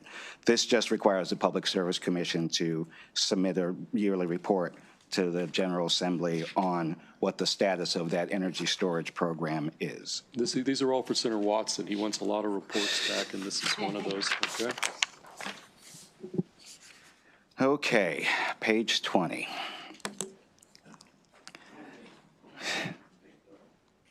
This deals with the Empower program. What the Senate bill does is it removes gas companies from energy efficiency plan requirements, or removes gas from the provisions of Empower, but it allows the gas recovery for cost up until that they've incurred up until the end of this year from the Empower program. And then after that, they will not be allowed to implement programs or recover costs. It alters the program from a 3-year cycle to a 2-year cycle, 27, 28 until 29, and then temporarily reduces the efficiency in greenhouse gas emissions reduction targets. So in the House bill, it does a step down for quite a while until 2036. In the Senate bill, it steps down from 2.25% to 1.75% each year, and that should be 2026, not 2025. 2026 through 2029, and then in 2030, it ramps back up to 2.5%. Also, during that cycle, because community solar and utility scale solar are now added as empowerable projects, it caps those community solar and residential solar, or not utility solar, residential solar, can count up to 20% of each electric company's greenhouse gas emission reduction targets, and clarifies that an electric company can't build or own generation just to meet Empower, and then requires the electric company plan submitted in 2026 this year to detail a proposal for reaching those greenhouse gas emission targets for the 2 subsequent calendar years. Okay, Senator Okay, Senator Watson, and then we'll go around the horn, Harris and Washington. Hey, so Devin, how are the greenhouse gases measured? I knew somebody was going to ask me that question. Technical, it's a technical question. I mean, that is. You want to, So the Maryland Department of the Environment has set up a greenhouse gas reduction program, and it creates targets for each year of the reductions of greenhouse gas based upon what I believe is a 2009 baseline, 2009 baseline. And the targeted reductions are met every single year with regard to how we're building down from our greenhouse gas reduction for a bill that I believe you all passed, and it's called the Climate Solutions Now Act, which there are sensors around the state that cumulatively determine how much greenhouse gas we have? there actually are sensors that determine the ambient air quality around the state. That's a good thing I worked for the department. The ambient air quality around the state. So we have sensors that tell us what pollution we're receiving in the state, and in certain portions of the state, there are also ambient air sensors that talk about, that can give data to MDE with regard to pollution. Okay, Senator Harris, then Senator Washington. No, I mean, he answered about the, I'm good. Okay, Senator Washington. Thank you. So one concern about this is that, well, I guess I'll ask, when does it take effect? In other words, when does the program, when is it repealed and it's no longer? So when does it, Yeah, in other words, when someone who's participating or anticipating to participate or considering it, when would it no longer be available? So under the Senate bill, it would start in 2027 and it would end in 2029. So January 27 through December 2029. So it would be a 2-year? Basically, Okay. yes. All right. Okay, just to be clear, this is not ending anything, it's just reducing the goals. Okay, I mean, it does reduce the. So yes, that's correct. So in 2029 or the beginning of 2030, the goal shoots right back up to 2.5% and remains at 2.5%. Well, okay, then I guess I need some clarification. Sure. The way I was reading it, it looks as though it eliminates weatherization, home energy kits, efficiency support for communities to reduce their energy bills. It reduces the percentages associated with it. It doesn't say that those programs cannot continue. There are goals in the program, and so all the bill does is reduce what is required in terms of greenhouse gas reduction targets. It doesn't eliminate. And then by 2030, it's back to exactly where we are right now, or where we were going to be next year, which at that 2.5% number. But it's a pause or a reduction for a few years. Why? To reduce the impact on our ratepayers for that period. So the surcharge savings that we've talked about are a direct result of that reduction in what the surcharge needs to be to get to those goals. So that's. Yeah, well, I'll defer to Devin. I would, but. yeah, so Devin, perhaps, because I guess a lot of us, I looked at it, others looked at it, and it seems to suggest that the result of this would be that there would be no requirement or incentive for gas companies or to do these types of projects. Well, that is correct in that the gas companies are now would be removed from the Empower program. All right, They would be removed from. Yes, okay, so, which is what I said was, okay, I was wondering, so if you're heating with gas, right, and at this point you can't convert to electricity, the programs that are set up to allow you to reduce your energy costs as well as your impacts on the environment are removed under this bill. So I can answer part of that, Yeah. and the rest is probably going to be my Senator Watson's favorite phrase. But Yeah. if a gas company is offering a program or reduced prices on gas equipment, they will no longer be able to do so under the Empower program. if an electric company is offering reduced rates for HVAC equipment, they are still allowed to do so under the Empower program, but the rate is less, so the recovery cost is less. Okay, so I would just say to the committee, and I know we've expressed this, and I know the express has been on the floor, that removing this program for particularly low income or people to do a limit, for weatherization, energy kits, will increase their energy costs. And part of this is behavioral change, right? So it will get rid of that behavioral change that we were seeking with that original policy. So there is someone in the room who really wants to speak up about this issue, and I will defer to him. Ross? Was just going to jump in quickly. To clarify, the gas and power program going away does not mean the gas customers won't still have access to Empower, because the gas customers are also electric customers.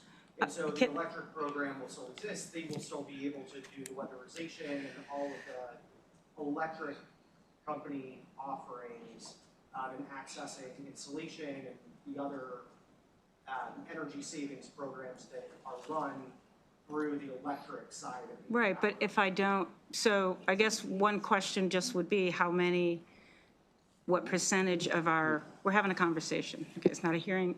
So what are so a large percentage of our constituents still use gas, and they do want or are not able to convert, so I just want to be very clear that what we call Empower would only be available for those who are who are using electric. This is an important distinction, so I just want to understand.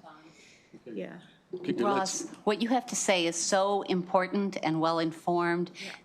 Unlike, we joke in this committee that, there's 7 people watching. There are a lot of people watching this hearing because they really care about this. I wonder if it's possible and appropriate for me to suggest that you go to the microphone and identify and then While he's doing that, could I just throw one other thing? One of the benefits of taking gas out is it reduces your Empower surcharge. So if you're talking about rate relief, I think But it increases. Okay, well, we're talking about some trade-offs here. We're talking about, But the trade-off at the I don't want cost to of debate low Senator income. Washington. I'm just giving you. How do we discuss the pros and cons? We of a are particular discussing it. position? I'm just throwing a factor because it's the title of the bill is Utility Relief Act. Right. And so I think it's relevant to throw in that by doing that, you're going to take down the surcharge, which is a big part of the discussion, by a few dollars. But again, I'm not trying, I'll yield back to you. I just want to throw that into the discussion. Can I ask a question kind of conceptually, that the goal is to lower the energy costs, right? And so I don't care if we call it Empower or whatever, but the goal is to lower energy costs for all our constituents. And at the moment, unfortunately, and again, at first I was told that I misinterpreted it, and then it's very clear that I am understanding that Empower will be for those homes that are heated by electricity, or just tell me, what is being removed having to do with gas? That's what I want to know. So it is the surcharge on the gas side of the bill. That's being removed. Correct. And so there are 2 ways to look at it, because there are some utility companies that are both gas and electric, and then some that are gas only. And so for a utility like BGE, the Empower program will remain on the electric side of the bill. And regardless of how somebody heats their home, heats their hot water, they will have access to the Empower program that is funded from the electric side of the bill and carries over into the same types of programs like weatherization, home energy audit, smart thermostat, the offerings that the utilities would file in front of the commission. The other thing that I just wanted to clarify is, especially for low or moderate income ratepayers, the DHCD administered Empower program is not touched under this bill. And so regardless of electric versus gas, LMI customers will still have access to the exact same DHCD Empower program that exists today. All right, so just to clarify, so it does not eliminate weatherization, home energy kits, or for people that heat with gas? Correct. I mean, it will be up to the utility files an Empower plan in front of the Public Service Commission. The Public Service Commission approves the components of each utility's Empower program to comply with the state law that deals with the reduction in GHG emissions. And so it will be up to each utility to file which programs will be included in Empower for 2027 through 2029, and the PSC will approve the offerings or not, depending on what is put forward. Right, so the Empower programs that are offered by a utility that include gas, I mean, can a power company say, I want to include both gas and electric in the Empower program? Are you talking about, sorry, just to clarify, are you talking about gas appliances? Oh, all right. So I am talking about the Empower program, right? So, and that, as it stands now, requires, right, our companies, energy companies, to engage in mandatory energy efficiency. Right, and you're saying so they have a plan. Say, hey, I'm going to have mandatory. So right now, gas companies are required to participate in Empower programs, right? Yes. Okay. Under this bill, are gas companies still required to engage in mandatory energy efficiency, conservation, demand response? I mean, I understand companies have their electric side, you know, I live in Baltimore, and they have a gas side. So. No, under the bill as it is drafted, the gas companies come out. The only nuance that I would add is that similar to BGE or in the PEPCO territory, the benefits, regardless of, as long as the customer is also an electric customer, there will still be some access to an Empower program. So my request, just at this point, it would be, I feel as though I have to say things in a certain order to get the answer, and I think you're asking me, so does the bill remove the requirement for gas companies to engage in energy conservation programs, and therefore the programs that are currently provided to gas consumers with regard to weatherization and whatever incentives they have as a part of their plan is no longer required, or if they do choose to do it, it doesn't count for anything? So the gas companies Empower offering would go away. Yes, okay. There would still be access to an Empower program on the electric side of the bill. And so this is... So everyone who is currently participating or believes that they will benefit from the energy conservation programs, that they are... So nothing changes for anyone, regardless of whether you are a gas customer or an electric customer. The change, and this will be this is to Devin's point, a policy call as to whether the inclusion or exclusion of gas companies remains as is in the amendment. But as of the way that it is drafted, the gas company is excluded, the gas surcharge is excluded, and again, the Empower program benefits would be realized from an electric company's offering, which could include weatherization, smart thermostats, and the other programs. And the gas company's surcharge pays for the weatherization and energy home kits, et cetera, for gas customers. But Is that how it kind of worked? it pays for some offerings, Yeah, but the electric company also has offerings that the same customer would be able to avail themselves of. Okay, thank you. Okay, let's go around the horn. Okay, Senator Hester, do you have a question? Let's go around the horn. Senator Hester, Gallion. Okay, Senator Harris, you're on. Appreciate that, Mr. Chair. So either or, Devin or Ross. So the demand response piece, right, is that well defined in the bill? For example, like we just talked about,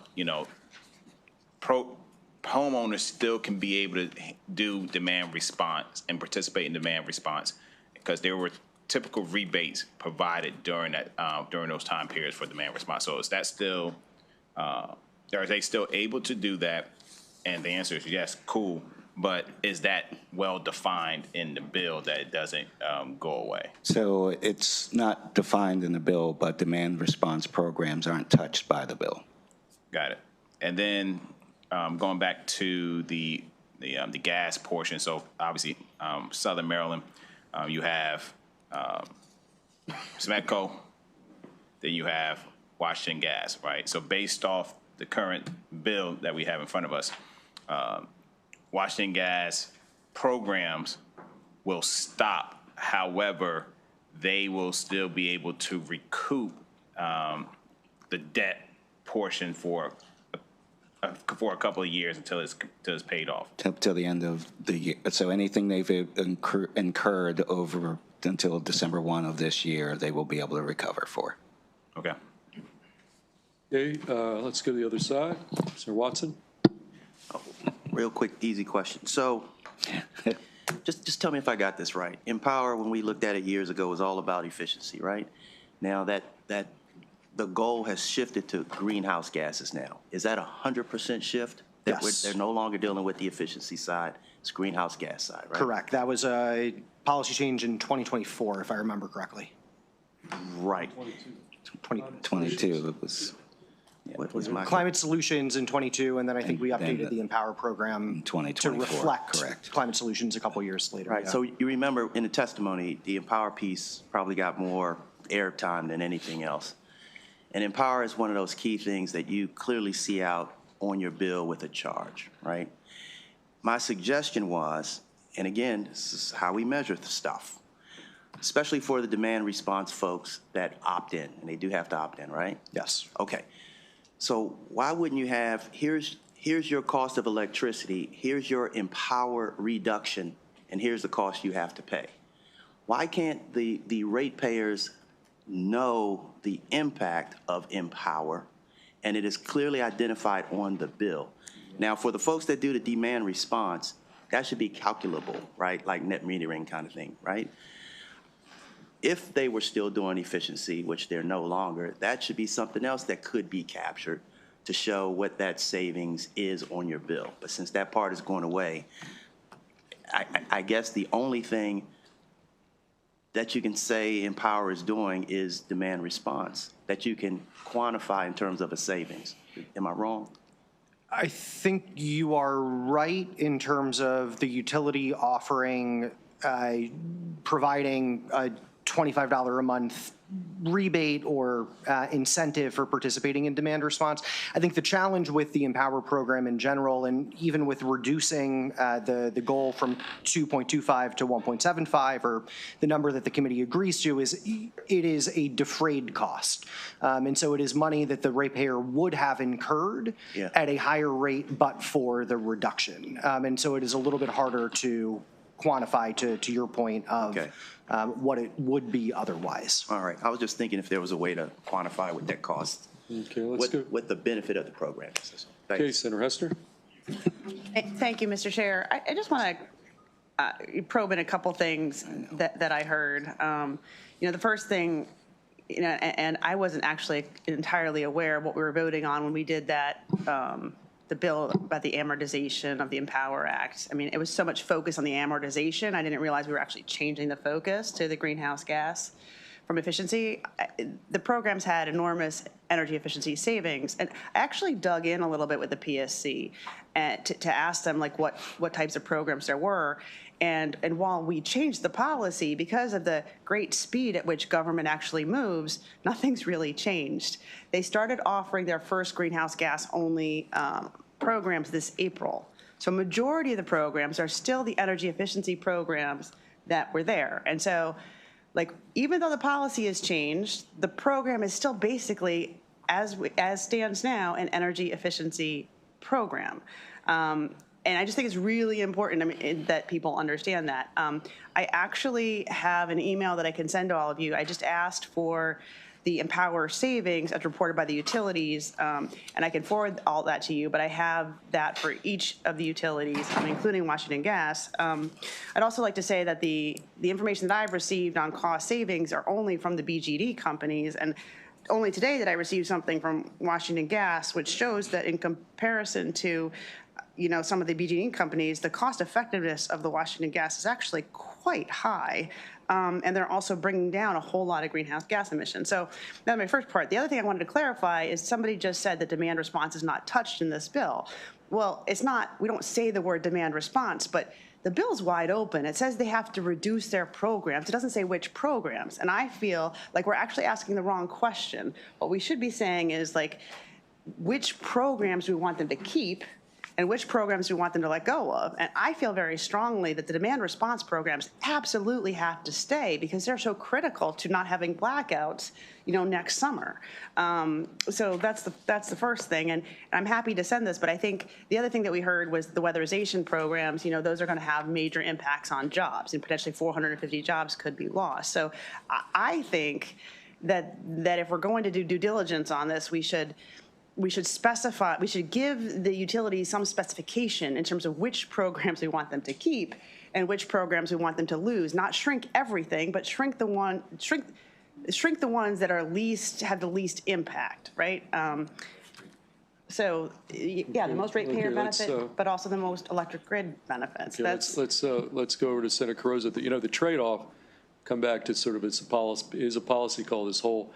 We don't have a lot of tools in the toolbox in terms of short-term relief for the ratepayers, and to the extent that I'm talking about short-term, not medium, longer-term. So the surcharge is one of the areas where we have some direct impact, and so that's a policy call. There's trade-offs here, but yeah. Sure. At that exact point. So like when I'm looking at the BGE Empower, we're talking about the combined annual bill being quite high, up to, $100 savings a month. I've asked Washington Gas to give us the same thing. They said it's like 50 cents a month. So it's like, it is important to talk about ratepayer impact, but if I compare the impact on BG&E's bill to the impact on Washington Gas, it's just, the ROI is just not there. Okay, let's go to Senator Carozza. Thank you, Mr. Chair. And I, understand the point that we're making about reducing the power surcharge and then kind of looking at the proposal in front of us. I think a lot of you know that I represent Somerset County, which was the last county in the entire state of Maryland to bring on natural gas. And it took 25 plus years to do that. And then I see a proposal that, removes the gas companies and looking at the numbers, there's 1.3 million natural gas customers in Maryland. So it's kind of how do we weigh this? And going back to Senator Hester's point, kind of this whole shift with, focus on energy efficiency to reducing, the GHG emissions. It's so, I would like to see, where we can look at other, I know our options for savings seem to be limited, but in this case, it seems to be, one sector taking the brunt of this. Okay, so Sarah Washington, you want last word on this, and then I'd like to think get just through some colleagues, other sections. I want to say that my last two senators said was basically what I was getting to, and that I fully agree, and that we should look, whether we call it empower or not, the savings are there. They're clearly there for every dollar spent. The department reports they get up 1.7 in savings. So here, which again, I don't, maybe you didn't understand or you don't hear when I speak, but it's very clear that what does Empower do? And it offers energy checkups, it offers repairs for homes, it offers equipment upgrades and tune-ups and energy alerts. So it does all those things. And so now those things won't be required for gas company consumers.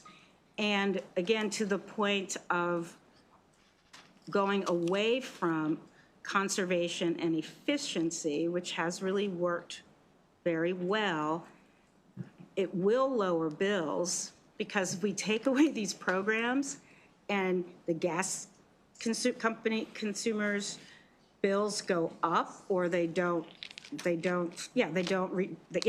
up, then they're still going to notice an increase in their bills. So I think that could it be possible for us to do both things, to maintain a conservation where we put it, whether we use some money somewhere to create an ability for our constituents who want to conserve as a way to reduce their bills, as well as the policy decision that we're currently making to reduce the cost of the Empower program, for 2 years.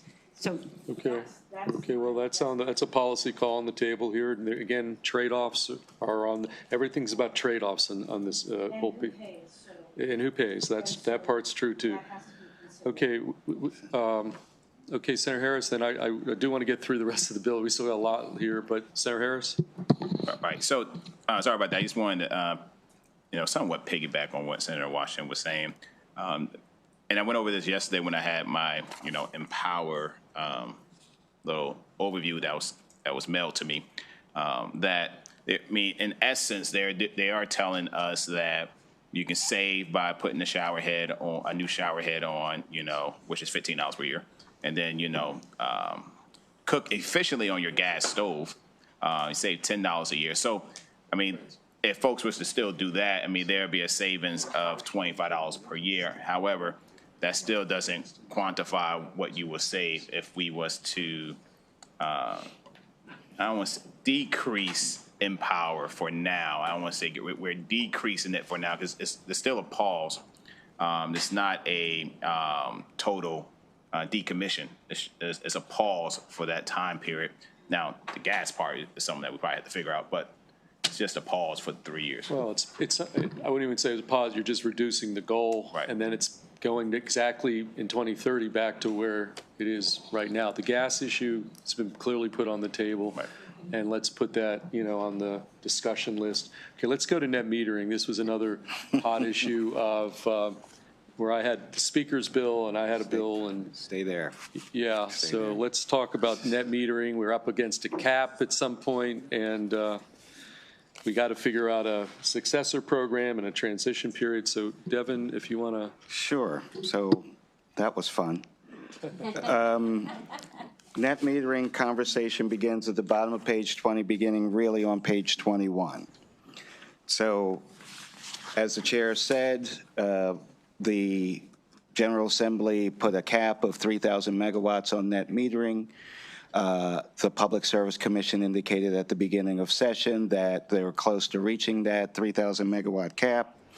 So the amendment here on net metering combines ideas that were in several different bills, including the speaker's and the chair's bill. And so what this amendment does for net metering is it allows community solar to be eligible for the current net metering program if the 3,000 megawatt limit has not been reached, and if the system has received a queue position in the line of the Public Service Commission on or before January 1, 2028, and has paid an initial interconnection deposit, and is placed into service by the deadline set by the Public Service Commission.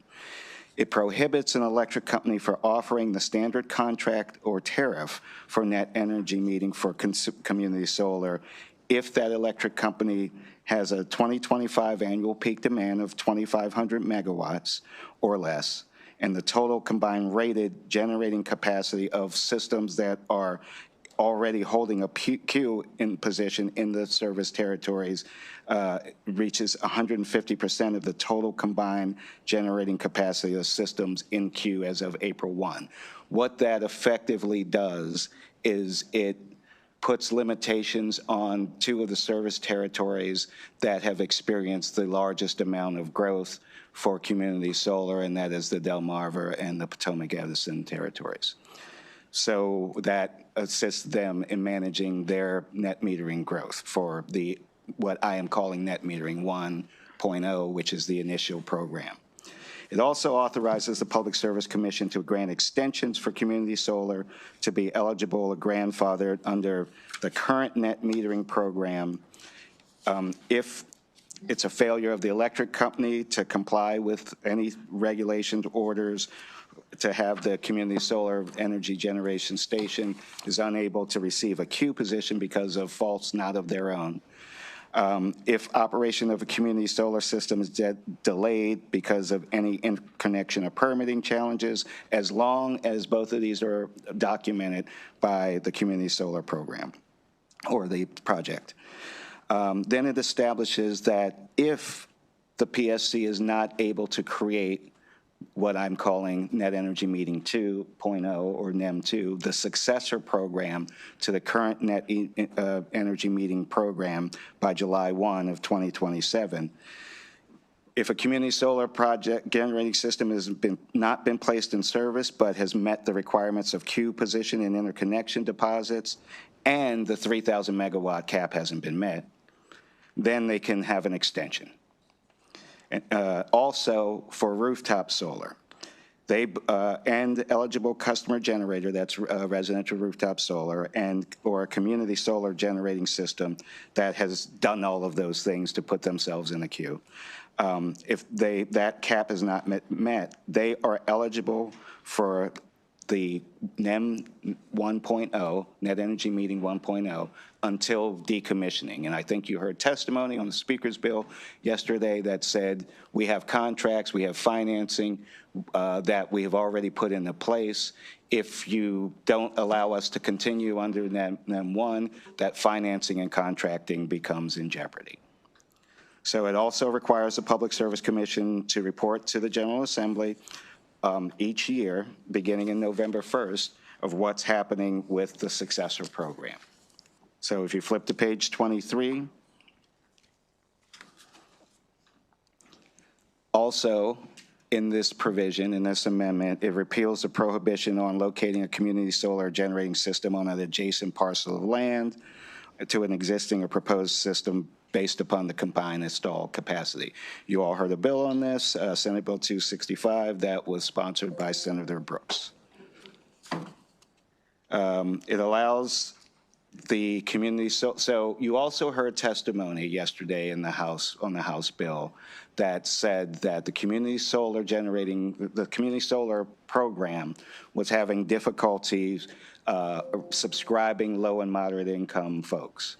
So what the amendment would do would allow the community solar generation system to contribute money to the Maryland Strategic Energy Investment Fund to help not subscribe low and moderate income people, that was in the House bill, but to help the Maryland, fund the Maryland Energy Administration for its energy efficiency and renewable energy program projects. So Senator So the money that they could now send to, could go to CEF, does that come from the ratepayers? That money comes from the development of the community solar programs. It's not ratepayer-funded money. Okay, so it's funded how again? It comes from the development, and you have one right here who's sitting there who can help describe it, but it comes from the community solar projects themselves. So they are required to have a certain percentage, I believe it's 40%, they've got to subscribe low and moderate income folks. So instead of subscribing those folks, they're going to give the money to MEA so that MEA can help provide benefits to low and moderate income folks because MEA already has programs established for that purpose. Okay, and then just again, I will go to Senator Harris and Vice Chair. Why don't you finish up this section? Just remember, you know, we had a report from the Public Service Commission in the fall that said, look, General Assembly, you need to act now because we need the market predictability. Yes, we're not at the cap yet, but if you look at the 1,500 megawatts in play and the 2,500 in the queue, you need to start planning ahead because these projects take a while. So this is a lot about the Successor program, the transition period, market predictability. I mean, that's really what a lot of this is about, but I'll yield. Do you want to get a question in right now, Senator Harris, and then we'll go back to Devin? Yeah, it's what, if he's not finished with the net metering portion. Just go. Okay, Just cool. go So, ahead. yeah, is what makes, so in terms of the residential versus rooftop solar programs, does the bill define that piece in the net metering area in which, you know, there's a difference between rooftop solar programs and residential solar programs, and ensuring that rooftop didn't fall victim to some of the policies or some of the concepts for residential? I think I know what you're suggesting, and it is dealt with in the Successor program, but both residential rooftop and community solar are going to be, if they're already in process in the queue, if they have a contract, they're going to be allowed to be grandfathered in, and they are treated the same in that regard. Let's go to Vice Chair and then Senator Carrozza, and then let's keep moving here. Go. Thank you, Mr. Chair. I have an overarching question, and we've seen a lot of nothing in House bill, and I'm just wondering whether you can characterize they didn't have time because they were on deadline, they considered it and rejected it, they were in different places on this, you know, sort of. No, I mean, we're the more Can you just thoughtful. characterize We're the them? more thoughtful chamber. We're the but more I'll- thoughtful. Yeah, I Of don't course, think that's the Devin. answer. I can was really not going to answer that question. Okay, it's too tough. All right, thank you. Okay, Senator Carrozza? Okay, I'm going to go back to like the examples. So can you, you know, just for the general public that when we use the term net metering and Okay. what that means, you know, with the extra yep. energy and the credits, can you walk through net metering for the residential and for the commercial rooftop, and what this, you know, because I'm going right to the one section that says that these changes will increase the benefits to ratepayers by lowering electric system costs. So I'm just trying to understand, could you just literally walk us through a process for residential and for commercial rooftop? So the section you just referenced is in the intent language for the Successor program to the already existing net metering program. And I can explain that. Why don't you let him go to explain the Successor program, because Okay. you really have to look at these And two then together. when you do that, can you just give us an example and a walkthrough? So if my house was not dropped in the middle of woods in northern Baltimore City, I could have solar panels on that. So a residential rooftop solar program, perhaps it would provide enough electricity for me to offset my electricity usage during the year.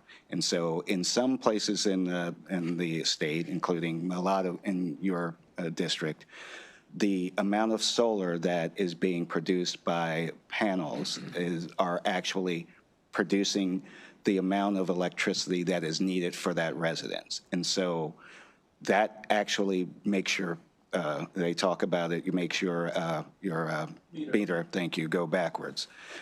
So that's what net metering is. It is having a solar program, solar panels that will offset the use of your electricity for your entire, and it works great. It works better on places, obviously, with a lot of sun. And it really cuts down or eliminates the electricity costs for that residence.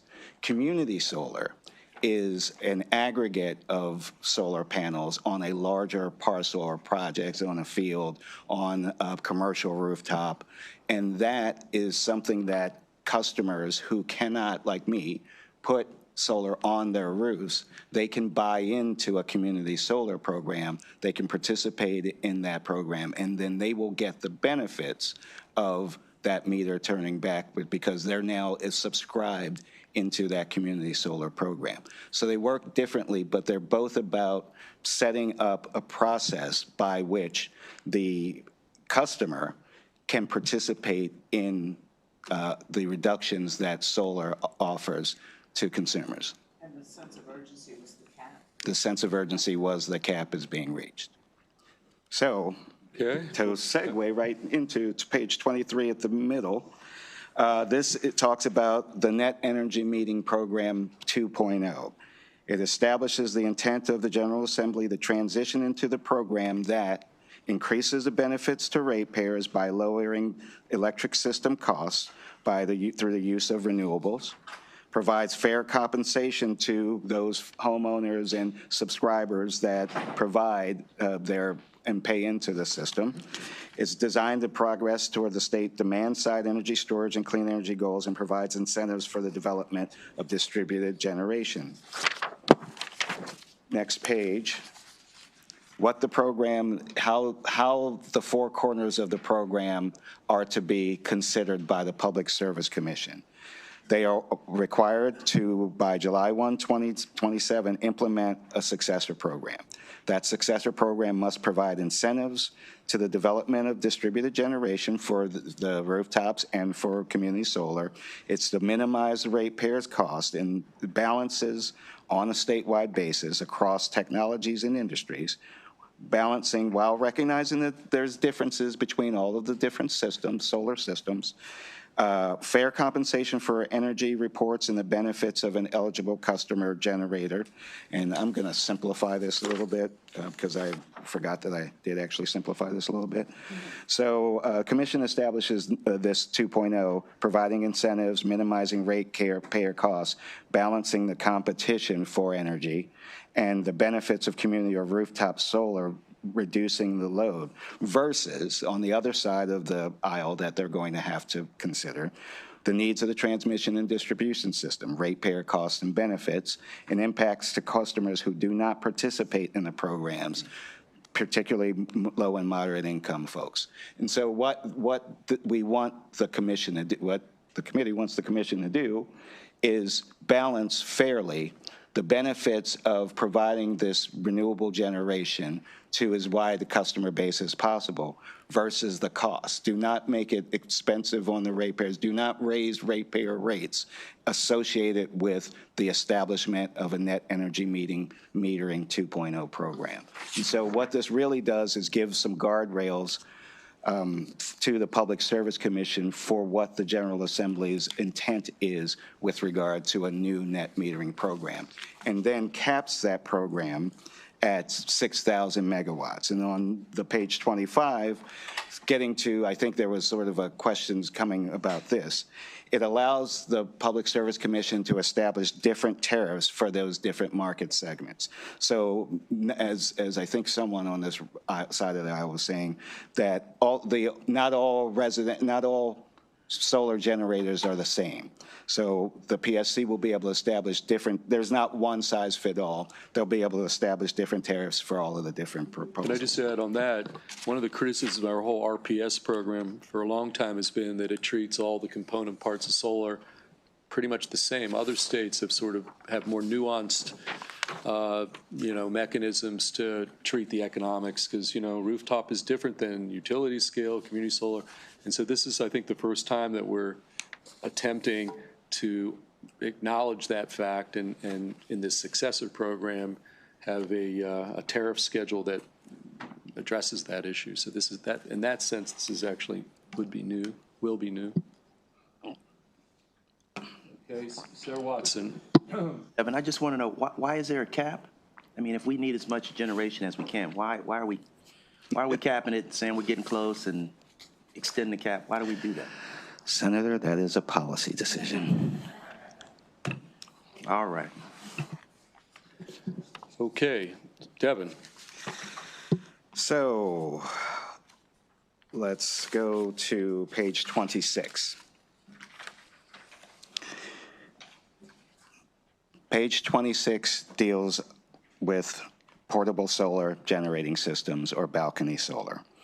It defines what the portable, this is a bill that you heard. It's a part of the Senate bill. Senator Brooks's bill. Defines portable solar energy generating systems as written, limited the maximum output to 1,200 watts back to the electric system. It's not subject to net metering, it's not eligible for RPS, and may not generate RECs. On the next page, 27, it prohibits an electric company for requiring a customer using portable solar to obtain their approval, to pay any fees to the electric company, install an additional controls or equipment. Portable solar system, generating system, is designed to power parts of your home. So I think you heard some testimony with regard to that. I believe it was yesterday. My days are mixing up. That it's, you know, how many watts is your refrigerator? How many watts is your washer? Like in that portable solar generating system plugs into your house using an extension cord, the orange ones that you use outside, please. And then it allows you to offset some of the electricity that's being funneled into your home for your appliances. This has been established in the state of Utah, and several other states around the country are looking at this program. Okay. Any questions on that? Senator Gallion. Okay. Senator Gallion, and then the sponsor of the bill that generated. Yes, Senator Gallion. So is this the bill that we had that kind of dealt with the brokers? Or is that a different bill? I think that's a different bill. That's a different, no. okay. Okay. Okay, Senator Brooks, the architect of this provision. Thank you. Yeah. That bill, the beauty of it is that you just plug that right into your regular AC outlet, 110 volts, and put it on your balcony or anywhere it gets sunlight, and then that energy goes right back into your home. 1,200 watts. That's probably enough energy to power your refrigerator or your coffee maker. So one concern, one question I heard about it was whether or not if there were a power outage in the area, and whether or not the utility company would have the opportunity to turn it off or have you turn it off, because they didn't want to get zapped. But it's not a whole lot of energy there, so yeah. But I think it's a good Really deal. small. Small, yes, very small. They're called balconies for solar for a reason. Right. Okay. Okay, any questions on that? Okay, let's move on. We are at page 28. So these are Drive Act alterations. What this amendment does is it takes the authority away from the utilities through the Public Service Commission and shifts the authority entirely to MEA to administer renewable on-site incentives or rebates.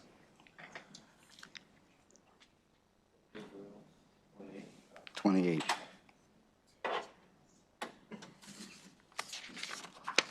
I'm going to keep going. This chair's gone, so we can keep rolling. Below that are the changes. Yes, Senator. When we talk about the on-site incentives, can you? So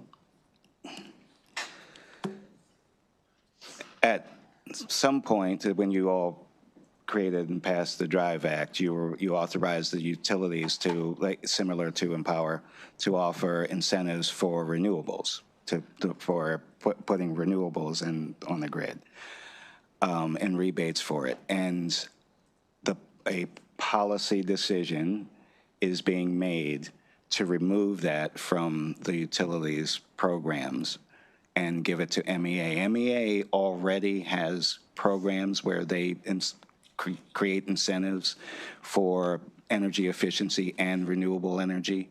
And I believe that part of the policy thought here was to have a state agency that is already primed to do these things do it, rather than having the utilities do it and then what will they do? Rate base it. So this way, there's no rate basing. This is a ratepayer relief part of the bill to allow MEA to do grants themselves through the Strategic Energy Investment Fund to do the same thing that the utilities were rate basing.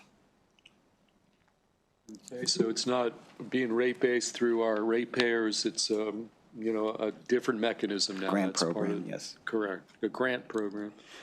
So the next part on page 28, there is alterations to the nuclear procurement process. It changes the definition of zero emission credit to mean that it's an environmental impact like the RECs, like SRECs, like all of the other programs that you're doing.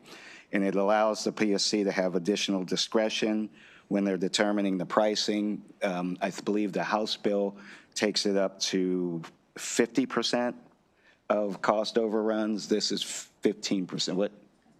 It's the same. It's 15. I'm getting, so this is why Caroline is here.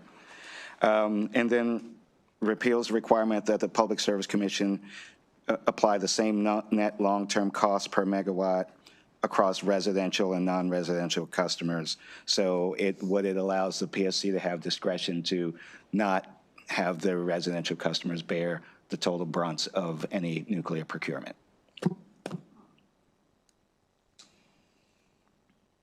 Okay, any questions on nuclear? Okay, Senator Hester. I don't remember hearing a bill on this at all besides this one. I'm just wondering. Well, I would say last year in the Next Generation Act, I mean, this is just redefining ZECs. I mean, this is I think You're correct. You're correct. So it's redefining ZECs because the Public Service Commission determined that it would be very difficult, if not impossible, to get any nuclear procurements associated with the way that you all passed the Next Gen. And these are tweaks to allow for the Public Service Commission to have greater flexibility when they are considering nuclear energy generation projects. So this part of the bill will say that an increase under a long-term, so we're allowing them to go over by 15%, correct? Correct. But at the same time, we're not saying that the residential customers have to do it. So if hypothetically we wanted a data center to come in at Calvert Cliffs, they could pay 15% more. I mean, like, I'm trying to figure out what the problem is this is trying to solve. Can I think last year we had the Next Gen and there were no attempts. I mean, nuclear didn't take the bait, so to speak. And so I think there was discussions back with the nuclear industry to say, okay, why was that not the case? And I think the feedback was here, if you make these changes, we will come to Maryland. I think, Ross, correct me if I'm wrong, but it was in response to the lack of interest in last year's bill that, you know, created exactly what I just described. Quickly, Lamar. I'm sorry. Quickly to echo the chair, this was actually one of the things that we did in Next Gen last year was require the PSC to come back to us knowing that the nuclear procurement that we put in law would need refinement. We asked the PSC to come back with recommendations to tighten things up. This section is responsive to knowing that we were going to have to continue working on the nuclear procurement side of next generation energy. And so what would the next step be? Like, because it seems interesting that we've got to 15% overrun in a ratepayer relief bill. So like, what would the next step be? Like, would this have to go before, I mean, if we were going to build a third reactor or refinance a reactor, which, at Calvert Cliffs, like what would the next step in the process be? So the nuclear procurement that we put into next generation energy is only for new nuclear. And so the existing stacks at Calvert Cliff are not eligible. But this would be if there is an SMR or next generation nuclear facility that is looking to locate in the state.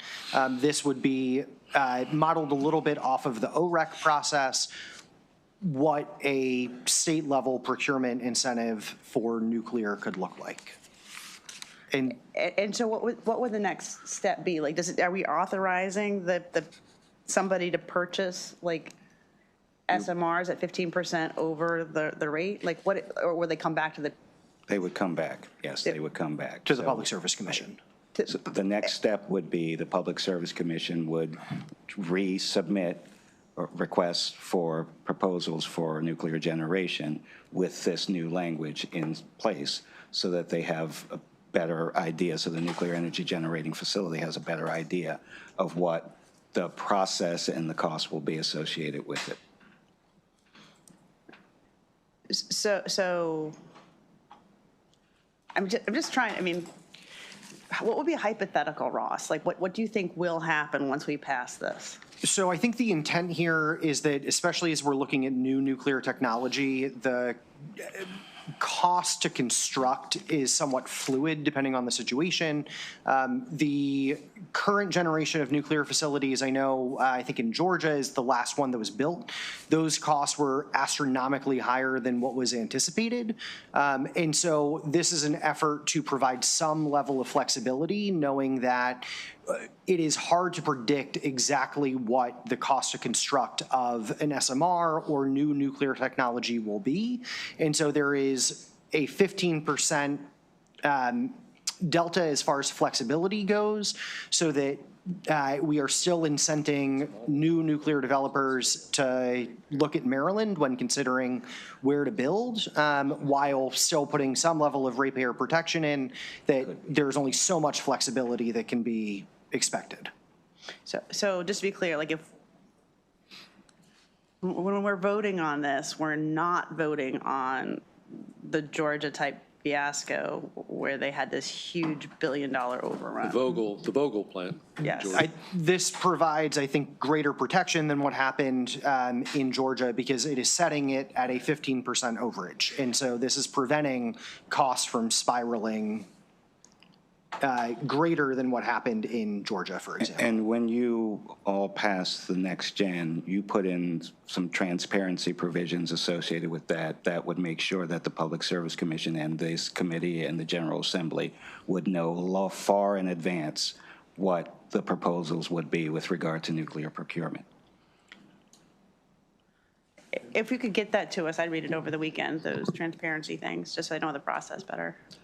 Okay, any more questions on nuclear power? Okay, let's go to energy storage next. At the bottom of page 28, it just simply expands the projects that might be included in energy storage. So it adds front-of-the-meter transmission energy storage devices that are interconnected with the facility within the state that's used to transmit electricity to another state. So this would be front-of-the-meter transmission storage on transmission lines that may or may not be feeding energy into the state. Any questions? Okay. Dale. Okay, continuing on that page 29, this language restricts data center construction in tax increment financing districts in Baltimore City.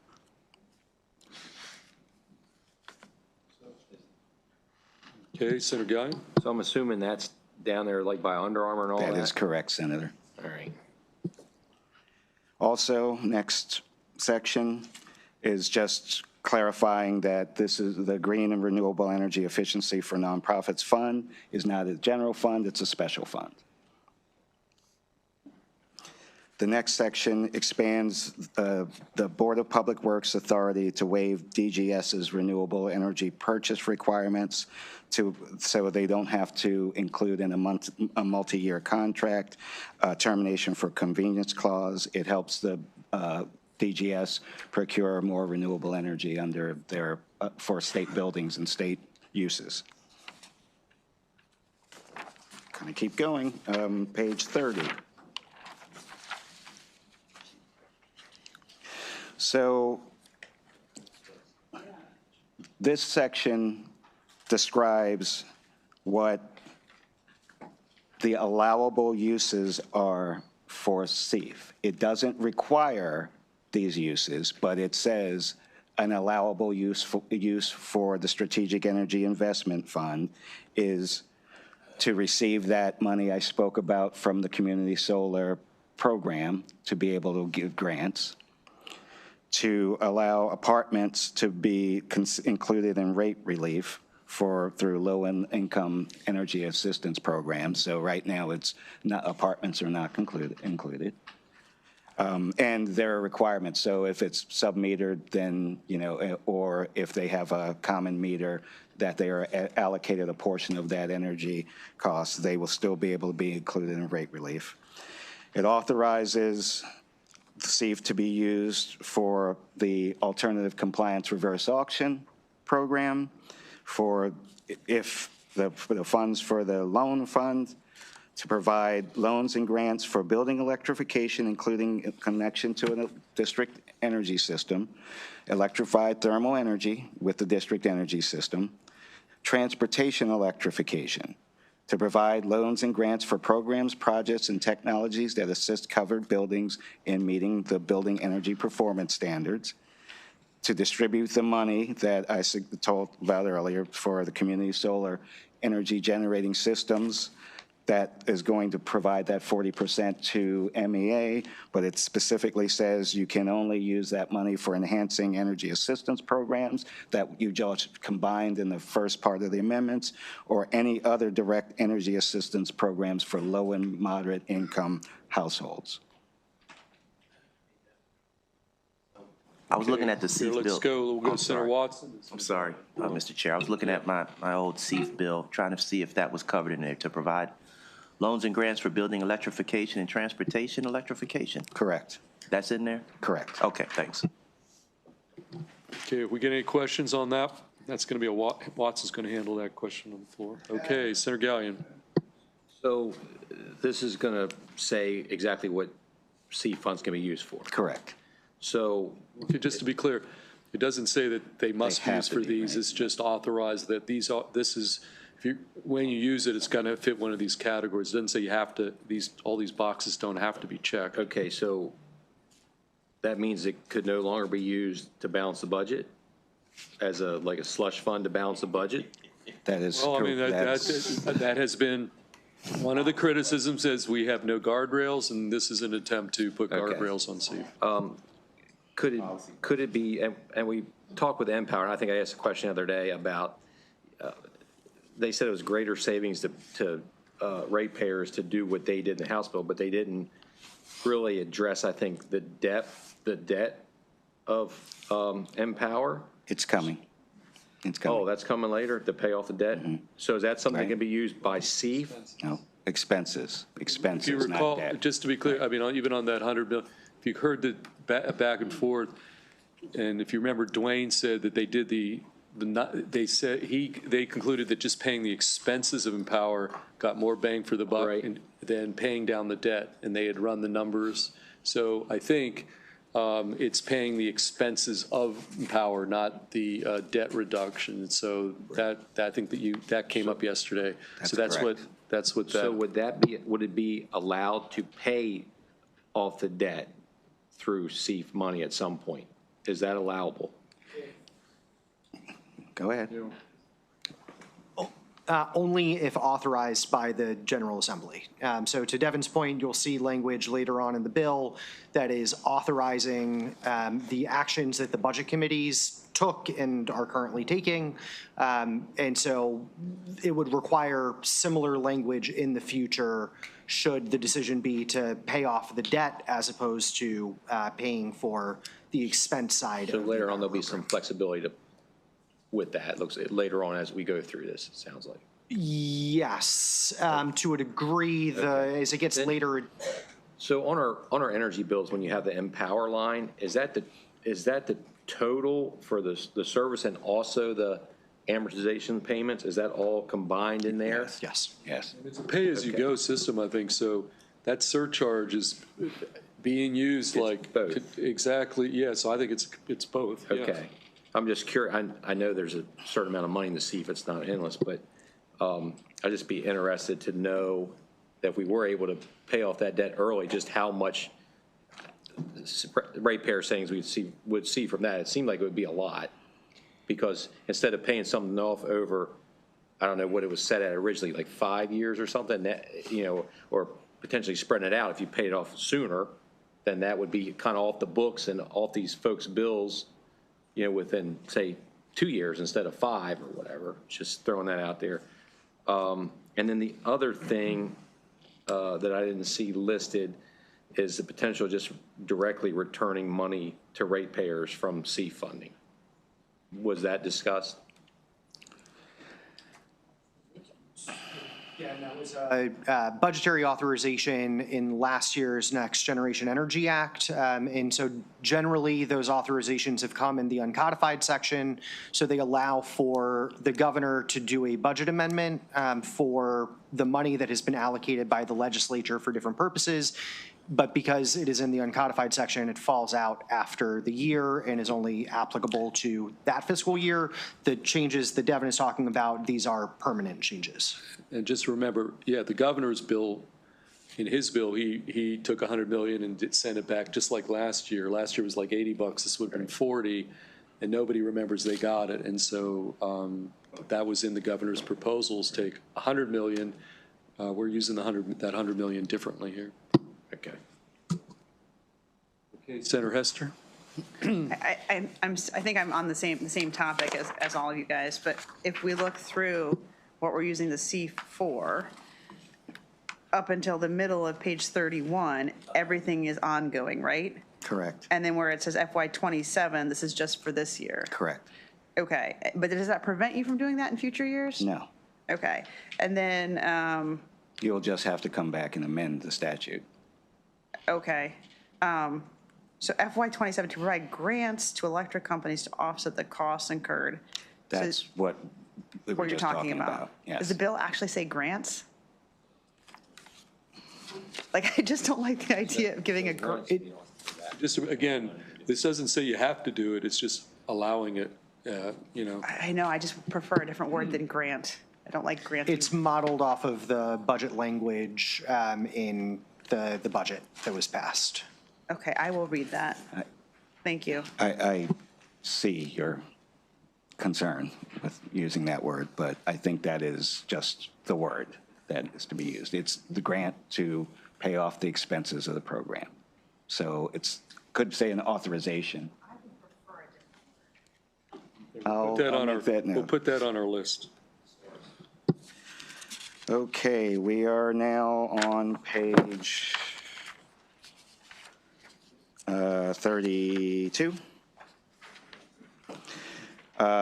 This is Senate bill. This is when the department makes an amendment, a lot of times it's easier to strike an entire bill and then add in the new language. Here we've added back in the language for Senator Feldman's renewable energy, alternative compliance, fee auctions, reverse auctions. And so there are little to no changes in the language that was presented to the committee on that bill hearing. So please read it at your leisure. Such a good idea that the House took our bill and there was no crossfile. But anyway, Senator Gallion? Can you just briefly, Mr. Chairman, just I mean, it's been a while since I had this bill hearing. Just kind of remind us how that reverse Yeah, well, we're auction works. leveraging 100, back to this 100 million, this other, we're taking ACP money and we're putting it out. PSC and MEA will run these auctions. And the reason they call it a reverse auction is lowest bid wins. So it's not the highest bid. And so there'll be a process where there'll be applications and auctions, and whoever bids to build a project for a set, and it's Senate Bill 8, that is the original 841. Now we've got it rolled into this, everything else. But it's a bidding process, and it's leveraging ACP money to get more, energy projects in our state at the lowest cost possible. I mean, in a nutshell. So, But it's these all- ACP, They ought to be renewable energy projects, so you can't. we actually added energy storage. Correct. So it's tier 1 renewables, solar, and wind, energy geothermal, storage. and energy storage. As part of it, you've got to prove that you've got the financing, you've got to prove when you're going to deliver. And so all that's going to take into account in terms of who ultimately wins. And then there's a report as to who won those bids. And then, again, these are projects that can get to online quick. But we're trying to use an auction process to, again, get the most bang for our buck. And that's replacing, this process is replacing. Well, we're taking ACP money, which is just sitting there, and trying to leverage it into something meaningful for our state, more energy generation projects. And so the theory, ACP, if you remember, that's the penalty, that's being paid for not having or not building clean energy projects or renewable energy or energy storage. And so there's a nexus. It's part in the CEF. It's part of the CEF. Remember, CEF is two different components. It's the RGGI money, but also these penalties that are paid because you can't get enough renewable energy credits and clean energy is not being built. And taking it and putting it out on the marketplace in a free market. You're a free market guy. And seeing who will be willing to build energy for the right price, for the cheapest price, and with a bunch of other criteria that are laid out in that bill, Senate Bill 841. And that's really As a free market, though, it's limiting to renewable, which energy is not quite all the way free market. and energy storage. Well, because the alternative compliance payments are a result of not building. So I mean, that's the connection. Not building renewable, tier 1 battery. So. If you go back, you can watch the hearing. It was there was a lot of support. Page 34 at the bottom, again, saying what the funds should be used for: empower reverse auction bid payments, the LMI discount program, residential commercial energy storage, permit review and evaluation, and authorizes the governor on or before June 30, 2027 to transfer funds for, again, the pay down of the expenses for Empower, for ACP reverse auctions, electric companies to be refunded or credited to residential customers, to offset costs with regard to the limited rate income, and then for public school HVAC. It's all of those items that were listed in FY 2027 that Senator Hester identified on the previous page. This is just the authorization language to allow that to be, because you can't just put it in the MEA statute without having authorization language for it to be spent. So, So this, lists different things. Is there, It's all of those things we went through earlier in the bill. was there any talk about maybe putting these in in an order, a priority order? So, to me, I really like whenever I see refunded or credited to residential customers, man, to me, that would be priority 1 out of these. But I don't know if there's any talk of, any thought on that, or it's kind of just leaving a little broad where there's some flexibility, I'm assuming. Yeah, so if you recall, the House bill was very prescriptive in what CEF could be used for, and MEA testified, the Maryland Energy Administration testified that they needed that level of flexibility. They're fine with you authorizing what their uses for should be used for, but they like the flexibility, because if they didn't have that flexibility, many of their existing programs would go away. And okay, Senator Watson. This question is for Ross. Ross, how much How much debt have we incurred with Empower? I heard an $800 million number. What is it? So that is, I believe, somewhere in the range of 800 million on both the residential and the commercial industrial sides of the customer base. So even striking out what the gas companies do, are we still incurring additional costs with Empower? Not anymore. So this was the decision that the Public Service Commission made a few years ago, was to move from a debt structured program, which is what we will be paying off for the next 5 years, to a pay-as-you-go model. And so we have 5 years of debt payments to pay off that amortized $800 million or so debt. And moving forward, it is a pay-go model where the utilities are no longer acting as a credit card of sorts. If you recall, that we had a subsequent bill. We had a 1-hour debate, I think Hershey and I, on whether you pay off the credit card or you pay down. We made a change in the law about trying to expense more currently and not run up the credit card indefinitely. And so I think that was the argument, that you don't want to run up that debt any more than you need to, and you want to expense it currently as opposed to any event. I think it was beyond we had the bill debate. Yeah. And the Public Service Commission had mandated that the debt be paid off over a 3-year period, which would have meant a much higher monthly impact. The legislature's decision, as the chair is saying, was to extend that over a 5-year period to flatten the curve of the debt a little bit, so the monthly impact was not as acute. Okay. Additional. Okay. Anything else on this? No. Okay. Yes, Senator Brooks. I thought that was a 3-year period, but we went to 5? Yes, because the monthly impact under a 3-year period would have been significantly higher. And so we moved to a 5-year period, again, to try and flatten the curve of what that monthly bill impact would be. So it was not quite as much of a shock to the system for our ratepayers. Oh, okay. All right, thanks. Okay, Devin, back to So, you. committee, last 2 pages of this, and I will not lose a bet if we can get through this by 6:30. So, at the top of page 35, section 7, that clarifies that any of the transmission application stuff that we've put into law is prospective, not retroactive. Section 8 requires the Public Service Commission, again, to conduct and explore the development of a net energy meeting 2 program, Successor program, and then report to the General Assembly. Section 9 requires the Public Service Commission to request information on the use of a third-party single implemental program for the administration of Empower. So what this report would do was suggest, instead of having the utilities run Empower, is it better to have a third-party single implementer to run Empower? It's not saying we shall do it. They're going to look at it, whether you take all the various programs and roll it into one single administrator, or whether that makes sense. So it's a PSC review. Yeah.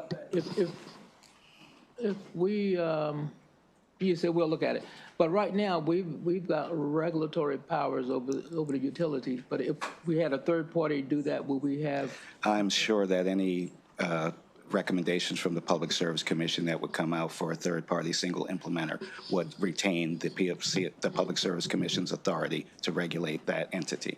Okay. All right. Thanks. Okay. Any additional questions on that?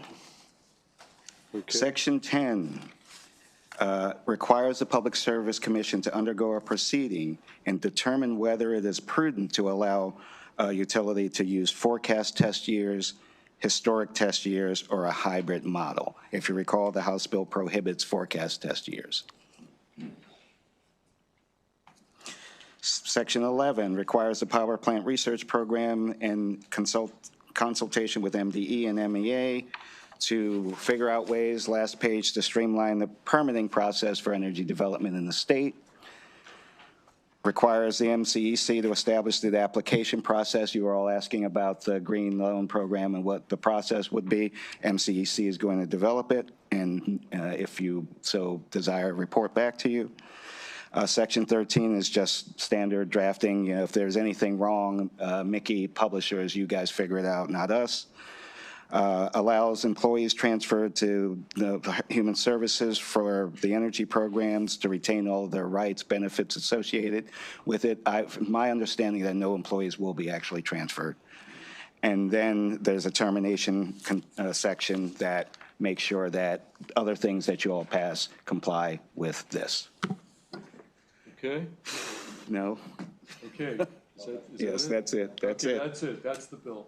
So, I'm That's sorry? the bill as a whole. As a whole. Yes, it counts against my 6:30 Senator. Okay. Okay, some broad brush commentary, and then you get winner tomorrow, and that then is we'll over be there. back here on Monday. Okay, Senator Gallion. First off, thank you for all the work that's gone into this. I know that's difficult. I mean, we've had huge bills in this committee before. Like, we had the Climate Solutions Bill a few years ago. We had dealing with education with Kerwin and all that. But there's a lot here, a lot to go through. So I appreciate this kind of breakdown. It's much easier for me than trying to read a bill. So thank you for that. Now, we heard a lot about, solar, renewables, battery storage. It's like MEA, and PSC are going to be getting more responsibility, some going away from some of the utilities and going to those groups. But what I didn't hear any talk about some of the bills we've heard in this committee that I think would really drive some ratepayer costs down. And I know we're going to have a chance, I guess, Monday for amendments, and we'll get you a kind of outline on that. But, there wasn't really a talk of increasing baseload generation, and we heard the speaker talk about the importance of increasing generation in general the other day. We didn't hear about, the RPS goals, the one bill we heard from a minority leader that I think could really help maybe save as much like $300 million. We didn't hear about potentially getting out of Reggie, which was another bill from him. So, and the other thing, the Climate Solutions Bill. So we had the Next Gen Energy Bill last year that kind of opened the door for some of that. We heard rumors of maybe a place there in Harford County, there at Perryman. But my concern is, I think when those RFPs came back pretty light, the responses, when the policy goals of the state, like through the Climate Solutions Bill, are to have net zero by a certain year, I don't see why a gas generator would want to come to this state when they basically would be shut down in 20 years. Of course, can I just add, in your own backyard, Constellation, wants to come for Harford County. They were one of the bidders that are on an expedited to build a natural gas plant. It's right. That's the one in like Perryman. But still, I think those returns were very underwhelming from that. So I hope as we talk about possible amendments on Monday, that we kind of will have the willingness to kind of look maybe a little bit more broadly and maybe look at some potential other type amendments that weren't really discussed today, but a lot of that came from bills that have been discussed this session. So I just kind of want to put that out there, and thank you again for all the hard work. Okay, Senator Hester, your light on? Okay. Anything else for the good of the order? Okay, seeing none. So tomorrow, for all this work, you get the day off. But again, I'm going to reiterate, if you think you got some ideas for some potential amendments you want to proffer, you gotta send them to the amendment office, but alert Devin nonetheless, whether, I think it's really important here. If you're changing a word, I could do that, but no. The reality is there is no way that I can do all of the amendments. The amendment office is primed and ready to help you all, but please, please, please, even if it's just individual emails to me, let me know what your thoughts are so that I can make sure that I can prepare for them. Okay, so as I said at the outset, tentatively, and subject to DLS and amendments and all that and reprints, I think the time that I know Senator Washington has a potential conflict, but Monday at noon really is going to work in terms of getting this bill, in whatever form we take, to the floor, because we still have to do this conference committee potentially and all the rest. So that's subject to some modification based on DLS and reprints. So we're nothing tomorrow. Monday at noon. Needs the concept list he needs that.